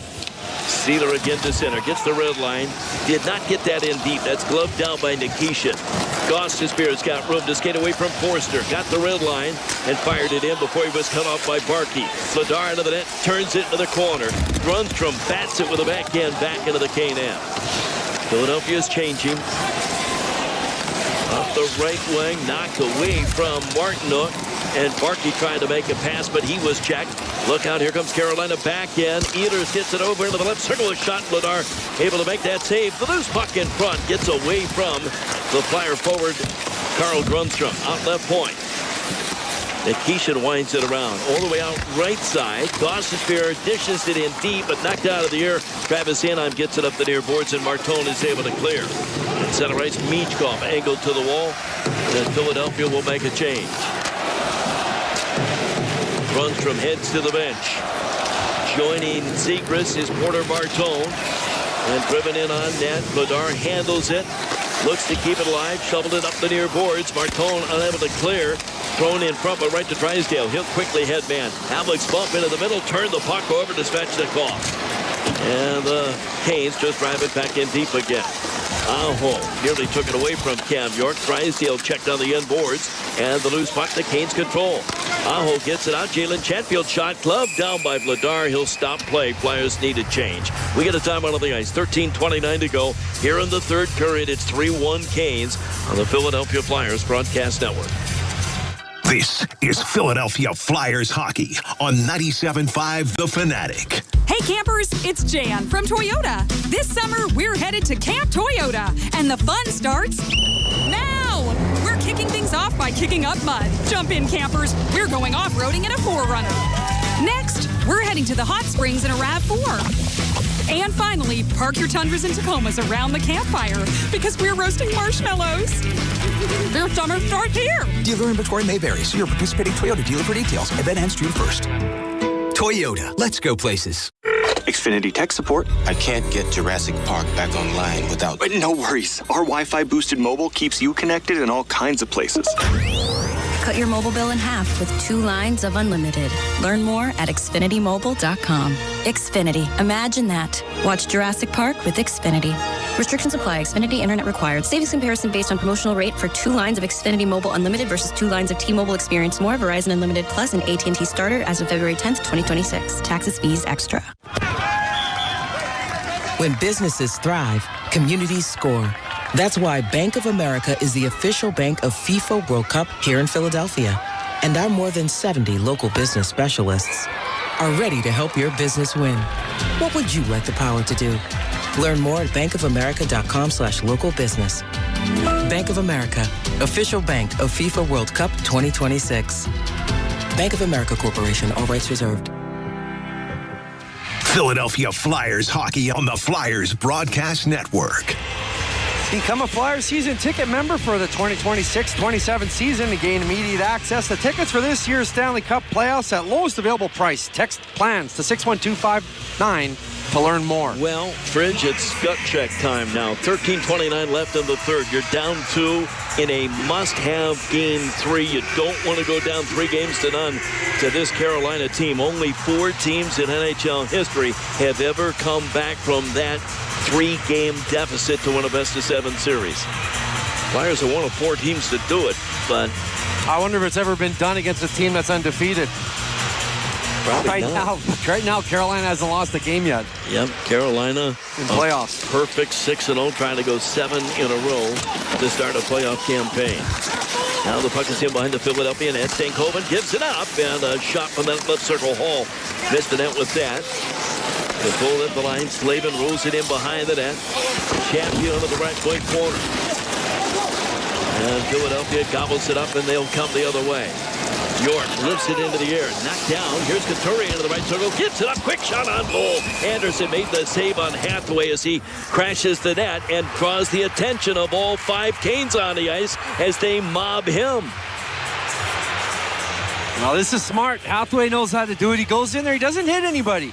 Just stands in the middle of the crease. But a couple of times after scrums like that, he's taken one flyer. I don't know why the same rules don't apply. Well, they're separating the instigator from the situation, and anytime you're in that crease, it's kind of a rule of thumb to get the guy that's not supposed to be in there out of there. Hathaway loves going in there. And with Anderson, that's a tactic. He's been known you can get him off if you go into that blue paint. Can't fault him for trying. No, that's what I love about Hathaway, and that's why I'd want him in the lineup tonight. He took a couple of punches in the mouth, too. Well, here comes Konechny, Dvorak, and Forster. They're out with Sanheim and Ristolainen. Sanheim leading the Flyers 26 minutes and 24 seconds average ice time in these playoffs. Dvorak to take the draw in the circle to the right of Freddie Anderson. The Canes win that. And Miller able to lift it out at center. Martinook gets it ahead. In behind the defense. Walking in. A shot. They score. All alone. Going in on net. The Canes. Nick Ehlers, I believe, buries it. And Carolina's taken a 3-goal lead on the goal by Nick Ehlers. For Ehlers, it's going to be his second of these playoffs. And that bouncing puck, Ehlers had all the time of the world to beat Vladar high glove. Yeah, tough play through the neutral zone. Ristolainen actually decides to go after a hit here. Completely misses. And this puck from Martinook right outside to Ehlers, and he's in all alone. Makes no mistake. Beating Vladar, glove side. I get the idea that the hit was there for Ristolainen, but the play was made. Martinook with a nice assist. Martinook will draw the primary assist on Ehlers' second of the playoffs. 7:08 here in the third, and the Flyers' hill just got steeper. A 3-goal Kane lead with 12:40 to go. Here's Denver Barkey cutting to the Carolina line. Was poke check. He's upended as Grundstrom trying to get it in deep, put it right onto the stick of Sean Walker, and the Canes control. Ehlers avoids Barkey and lays it back into his own zone. Yeah, Barkey's still been noticeable in the entire series since he's come up and had a great start. But in these playoff series, especially the last couple of games, Denver Barkey's been a really good player for the Philadelphia Flyers. Bump lifts it in from center. It's Bump, Martone, and Zegras. Svechnikov failed to clear, but it bounced right back to Sean Walker, and here come the Canes now. Svechnikov, a rink-wide pass. Seth Jarvis stepped into the Flyer line to Svechnikov with the drive, and he fired it high and wide.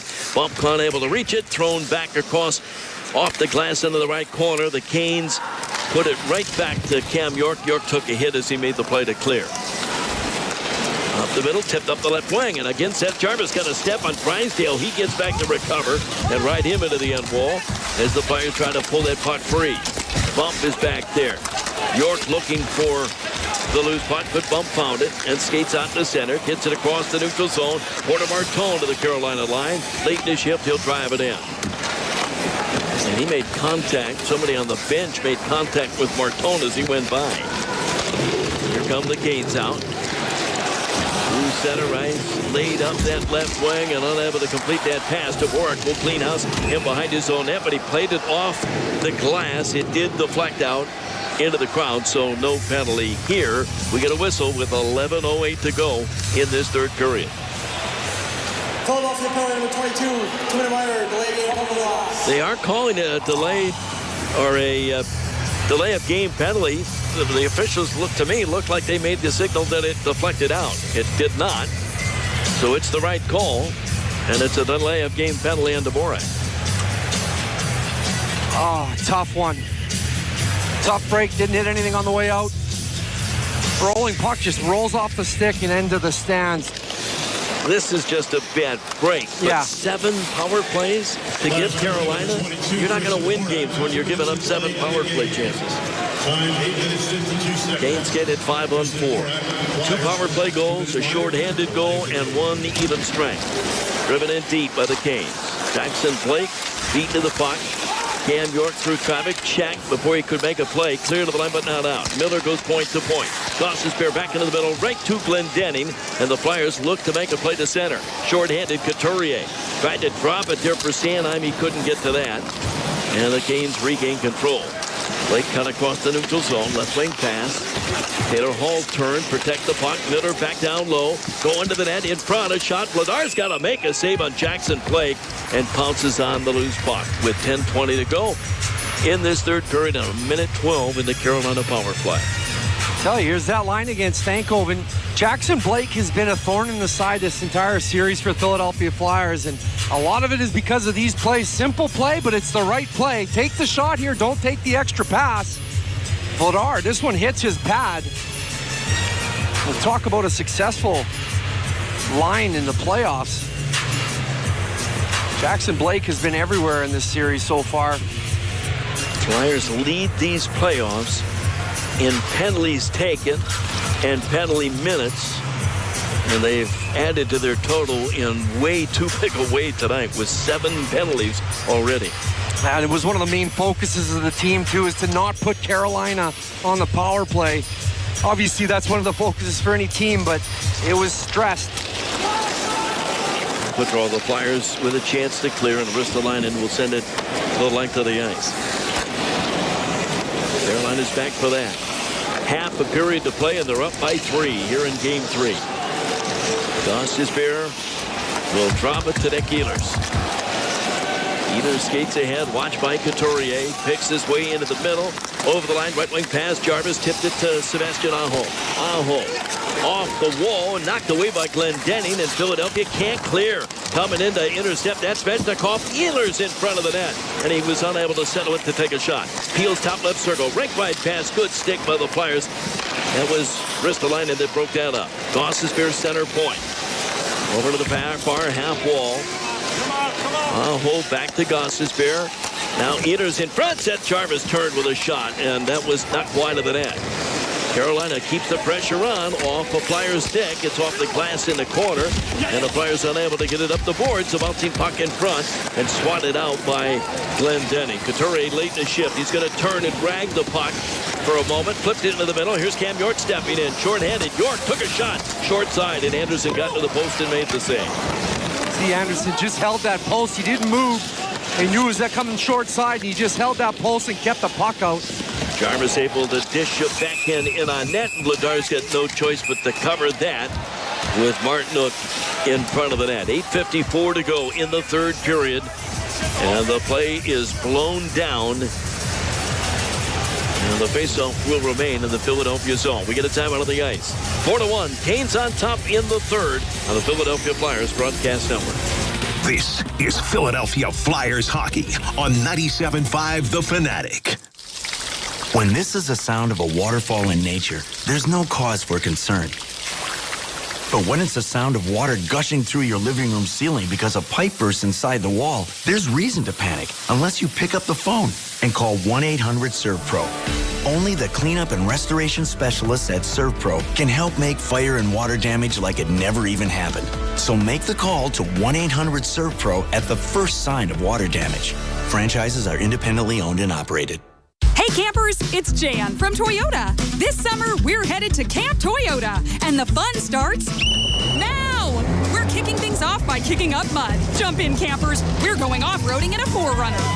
Next, we're heading to the hot springs in a RAV4. And finally, park your Tundras and Tacomas around the campfire because we're roasting marshmallows.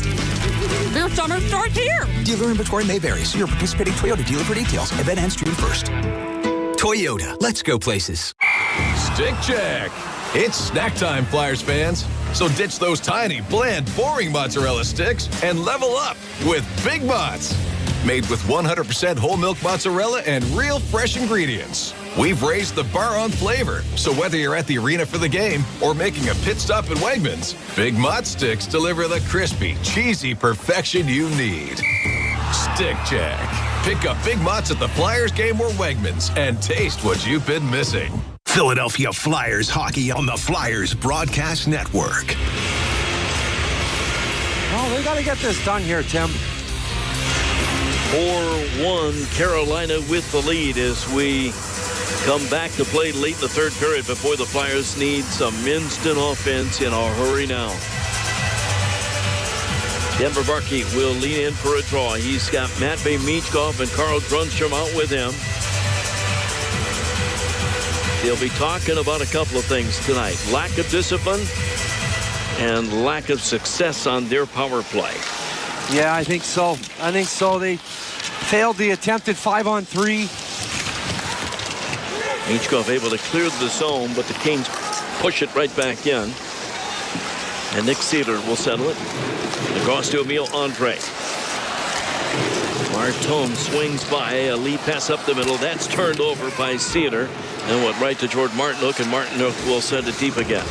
Andre will get to that as the Canes are changing. Andre recognizes that, skates ahead, gives it to Martone. Martone avoids Aho at the line and winds it in behind the net. Svechnikov can't clear. Knocked down by Emil Andre.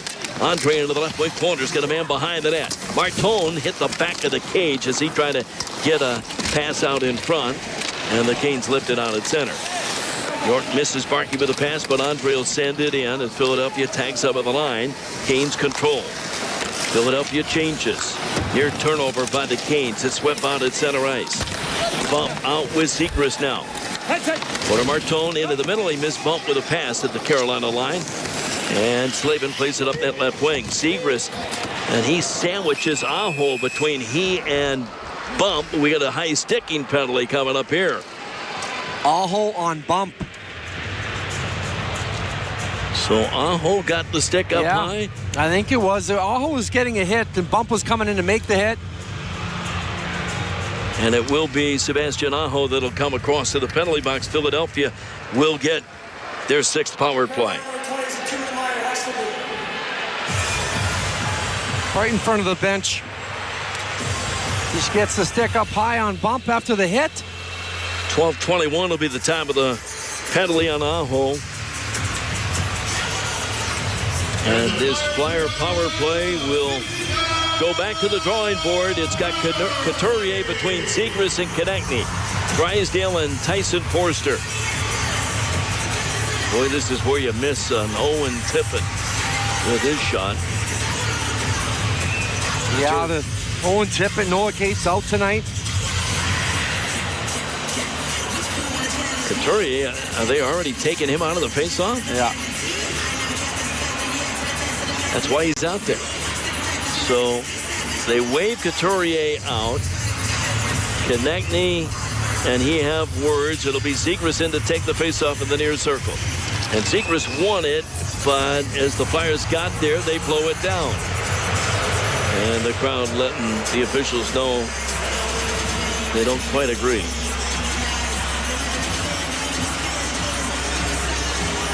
Zegras trying to shake off. He got a stick up in the arm. The arm kind of goes dead if you get him in the right spot. On the wall, Couturier gets it back to the line. Drysdale point to point. Forster back to Jamie Drysdale. He'll take a shot deflected right on the save of the loose puck. Played away by the Canes. Carolina unable to clear initially and kept in by Couturier. Couturier over to the far board. Spins it back to Drysdale at the line. He'll walk the line. Forster, top left circle. He was checked. And a good play by Jordan Stahl. Knocked that puck free and the Canes clear. Good stick work there. The plays are there for the Flyers to execute. They just got to get those passes on target so guys can send it on net. Drysdale dropped it. Konechny hits the line. Gave it to York. Left wing pass. Unable to find Forster with that. York is able to tap it into the corner. Rides Chatfield into the wall, but on the near board, Seth Jarvis outlets and just off the stick of Jankowski at the Philadelphia line. 6:50 to go. 1:10 left in the Flyer man advantage. Travis Konechny starts out. He'll drop it to Ristolainen. Konechny went to the bench. The Flyers trying to make a change on the power play. Here's Martone hitting the line. Gives it up. Barkey streaking in late. Stripped to the puck and went to the corner. And the Canes again clear. Getting set up with possession seems to be the issue. Again, Ristolainen will drop it. Here's Alex Bump through the middle at center ice. Gives it up. Martone hits the line. At the point, York will wind it in deep into the right wing corner to Borak. Feeds the blue line. Flyers point to point. York down low. Martone in front, and that puck just eludes Alex Bump. Bump and Martone have been good together tonight. But I agree with that, Tim. They're the only guys that have been able to set up plays in the offensive zone tonight. A 19-year-old kid and a 20-year-old kid for the Philadelphia Flyers. Here's Dvorak cutting across center ice, gave it to Sanheim. Sanheim tried to dish it back in, couldn't get it in deep. He hit a king with that. And Carolina clears all the way back down the ice. Vladar out of the net, played it over to the near boards. Flyers have 4 shots now on power plays. Glendening up the left wing. Hathaway unable to get it in deep. Chased down by Glendening behind the net. It carried up the side of the goal and just eludes Hathaway cutting in front. And Carolina is able to clear. Penalty is over. Flyers unable to take advantage of the power play. And Philadelphia 0 for 6 with a man advantage. And they've given up a shorthanded goal. Into the middle, Stankoven. Hits the line, lost control, but the Canes get to it. Here's Jackson Blake in the right circle with a shot. He lifts it high and wide. Gostisbehere at the left point. 5 minutes to play. Svechnikov gives it back. Gostisbehere down low. Can't find Blake with that. Spun him behind the net, off the stick of Blake. Stankoven whips it hard around to the left point, but nobody there. Gostisbehere's going to hurry back into his own zone for the puck as Philadelphia changes. Canes get fresh legs as well. But this big crowd at Xfinity Mobile Arena starting to lose faith.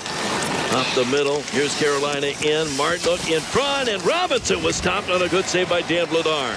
Well, he's still pumping out there. Dan Vladar with a 10-bell save in the dying minutes of this third period. Bump into the middle. Andre fired it in deep. Anderson out of the goal. Plays it up that left side. Got away from Robinson, but the Canes get to it on the foreboards and finally lift it out at center. Now Andre's got to turn and hustle back into his own zone as both teams make a change. 4 minutes to play here in Game 3. Canes lead it 4-1, threatening to match a team record of 7 straight playoff wins. Hathaway knocked it down between the penalty boxes. Carried up the left wing. Knocked off his stick in deep, and the Canes get back for it, and Gostisbehere hoists the backhand high into the air to the Philadelphia line. Drysdale ran up the middle off of Seth Jarvis's stick, and the Canes find the loose puck, and they'll stuff it back into the Philadelphia zone. Drysdale is back for that. Turned into the corner, and Luke Glendening gets it up the wall. Brunstrom chipped it to center, but the Canes control. And nothing the Flyers are trying is working now. Yeah, the Canes are staying on top of things. They're protecting the lead right now the right way, still applying pressure with one guy, but then you're seeing everybody else is backing off into the neutral zone. Konechny hit Nick Ehlers with a pass. Out to center ice. Couturier dishes it in, but too far into the reach of Konechny, and the Canes come the other way quickly. Nick Ehlers pressured from behind by Forster. Carries into the left circle, peels off, gets it rink wide. Here's Stahl, backhands it into the goal mouth, and a bouncing puck. Vladar couldn't find it. The Flyers' Forster does, and he'll clear to the line. Good keeping at the line is leaping in the air and gloving it down was Jacob Slavin. Into the right wing corner, Konechny. Bump behind his own net. Played it off the far wall, and it comes right back to him, and he'll skate to center. Konechny will dish it in deep. Trying to get by Keandre Miller. Walker plays it hard around, and it'll come the near boards and all the way down the ice. Konechny still tangled with Jacob Slavin. There's going to be a penalty here, and Konechny is trying to take Slavin with him. Or is it Keandre Miller? I guess it's Miller. And based on this, it sure looks like Konechny was going to get the initial penalty. And now everybody's going to jump into the party. Now, Keandre Miller's big enough. Should be doing something out there, but he's got to keep his cool. And obviously the Flyers going to the penalty box. 2 minutes left. Konechny gives him a good slash, gets that call. And then frustration starts to boil over. Yep, we get a timeout on the ice. 2:19 left. It's 4-1 Canes here in Game 3 on the Philadelphia Flyers Broadcast Network. This is Philadelphia Flyers hockey on 97.5 The Fanatic. Philadelphia has always been about toughness, grit, and innovation. And your Flyers are no exception. That's why they skate stronger with NextGen Hyperbaric. Using cutting-edge hyperbaric oxygen therapy, NextGen helps players recover quicker, heal better, and maintain energy through the grind of the season. From training to game day, NextGen keeps athletes ready to perform at their best. Proud to support the Flyers, proud to support Philly. Next Gen Hyperbaric, the future of recovery is here. With the NHL app, you can listen to every NHL game right from your phone. And with home and away broadcast feeds, you choose your way to listen. Whether you're at work, at the gym, or stuck in traffic, the NHL app puts you right in the action all season long. Every team, every game, everywhere you go. Download the NHL app and never miss a moment. Ready to plan a weekend the whole family can get behind? Find your retreat in Valley Forge and Montgomery County, just outside Philadelphia.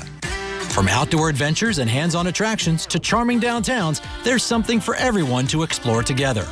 As America's 250th birthday approaches, discover the stories that shaped our nation and make a few of your own along the way. Start planning your retreat at valleyforge.org. Philadelphia Flyers hockey on the Flyers Broadcast Network. Text hockey to 61259 to sign up for Flyers text messages. You'll receive special ticket offers, exclusive content, breaking news, and more. Well, a game that started with such promise. I thought the Flyers played a good first period despite giving up the only goal on a power play by Jordan Staal. Flyers tied it early in the second, but it's been all Carolina since then. Canes led it 2-1 after 2, and they have the only 2 third-period goals. Carolina is 2 for 7 with a man advantage and a shorthanded goal. The Flyers are 0 for 5. And we aren't getting penalties here. It's unclear yet. I think Carolina is about to get an 8th power play. And Travis Konecny did take a only penalty. 2. Oh, absolutely, yeah. There's frustration. Boils over. He got away with a cross-check initially. That's why... 2 minutes for roughing and a 10-minute misconduct. Well, they're going to give it to him. 2 and 2. Roughing, 5-on-4 power play, 2 minutes, Carolina. And they give Keandre Miller a 2-minute penalty. So that will create the 8th power play for the Canes. And Konechny's night is over. Yeah, so on the penalty kill for the last 2 minutes of this game. Now to get through this, reset, get ready for the game 4. Which will actually be a must-win. We're inside the wrap 4 minutes to play. Brought to you by Toyota. Visit Toyota.com and your local tri-state Toyota dealer today. 2-9. Jankowski won it. Sean Walker, the former Flyer defenseman, plays it back over to the far wall, tipped away, and a good recovery. Jankowski knocked it away from Glendening. Otherwise, he'd have caught up to that. Walker will set up shop in behind his own goal. And Sean Walker lays it ahead. Canes at center. Martinook fired it in deep. Into the right wing corner, Will Carrier. So the Canes are getting some guys some ice time that haven't played a whole lot tonight. For Carolina, part of their 4th line out here with the man advantage. Puck is free to Couturier. And a player, Travis Sanheim. Skates up that right side. Didn't get it in deep on Walker. And the Canes recover. Hit late by Couturier on the end boards. But the Canes break through center, and Martinook will dish it in. Cedar got a piece of him. Ristolainen leaves it in the corner, and Cedar wheels it all the way back down the ice. I like that idea by Couturier, getting in there on the forecheck, finishing a check. Hathaway in behind the net, shorthanded, teed it up. Here's Cedar with a shot. Oh, he had Forster in front, and that just caromed away from him. And the Canes settle it with 53 seconds left on their 8th power play of the night and just over a minute to play in the game. That's just too many penalty trips. Trips to the penalty box tonight, Tim. Flyers end up taking 12 penalties in this game. And you're right, you're not going to win many games doing that. Not in playoffs and not against the power play like the Carolina Hurricanes. Your penalty kill for the Flyers is good, but not that good. 42 seconds left. Canes about to win a team record 7 in a row in the playoffs. Here's Stankoven with a shot on the short side. Vladar held his post, made that save. 26 seconds left. Carolina touches it offside, and so they'll blow that play down. And now Ristolainen goes at the smallest guy on the ice, Stankoven. And now the Flyers are trying to send messages here with the game decided. Cedar lands a right hand on Stankoven. Nick Ehlers has dropped the gloves with the man. And now this is going to get ugly. Hathaway being separated from a Carolina forward. That's Jackson Blake. Risto's going finally, but he just got taken down. Still tangling with a Kane. Martinook jumped in on Ristolainen. He ends up on top. It's actually Shane Gostisbehere. And this will only prolong the inevitable. But this will make for more hate for Game 4. Risto Stankoven has a funny matchup. Gostisbehere actually ends up defending the honor of his teammate and wrestling a little bit with Ristolainen, but this all starts with Ristolainen and that shot on Stankoven.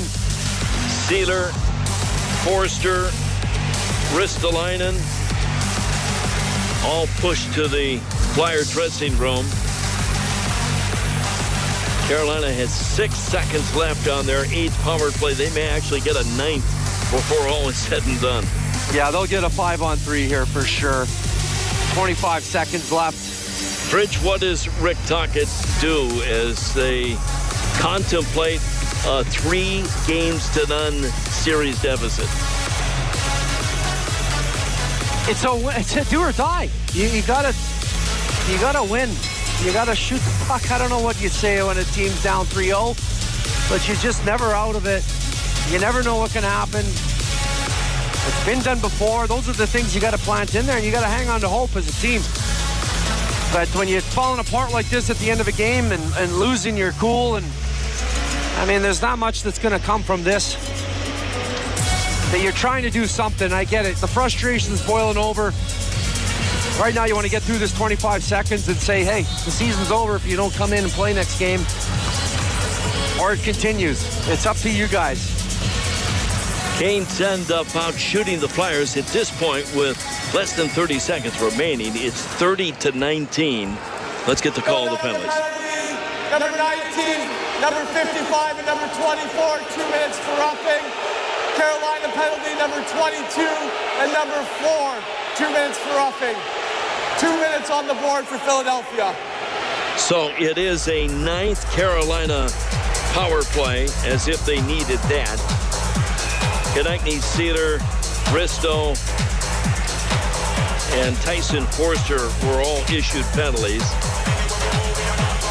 See, now you got to run the risk of having Carolina dress a lineup tomorrow that, you know, to protect their lineup. These guys are going to try and move on, so it's, you know, it can change things. You're saying we might see... Well, yeah, Delory. They got Delory. He might be thrown in there. It'd be stupid not to because of tonight's festivities. So you're inviting it. And hey, listen, that's sometimes a pretty good tactic, Tim. They got to change their lineup to try to deal with something that's happening at the end of the game. Ironic that Nick Delorier is the guy that I know, right? Gets traded to Carolina. The Flyers did him a favor, give him a chance to win, and he ends up going against his former club.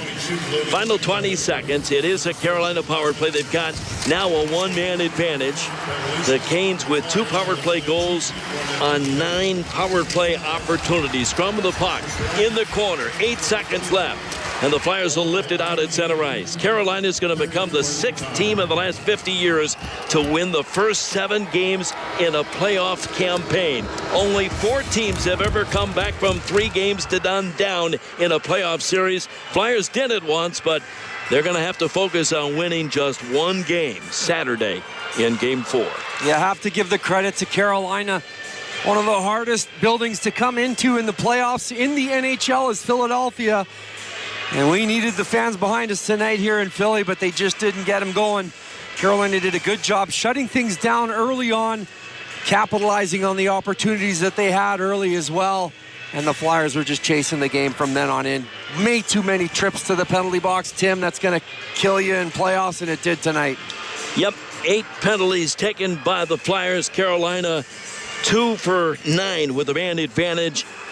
The Flyers go 0 for 5 on the power play and give up a shorthanded goal, and the shorthanded goal proves to be the game winner by Jalen Chatfield in the second period. Final score, Carolina wins Game 3 4-1. Game 4 is coming up on Saturday. It's a 6 o'clock start where the Flyers will face the unenviable task of trying to become the 5th team in NHL history to win 4 in a row to move on. Final score 4-1 Canes in Game 3. Stay tuned. Our postgame show is next. Brian Smith, Jason Martinez have that after these words on the Philadelphia Flyers Broadcast Network. This is Philadelphia Flyers hockey on 97.5 The Fanatic. Hey campers, it's Jan from Toyota. This summer, we're headed to Camp Toyota, and the fun starts now. We're kicking things off by kicking up mud. Jump in, campers. We're going off-roading in a 4Runner. Next, we're heading to the hot springs in a RAV4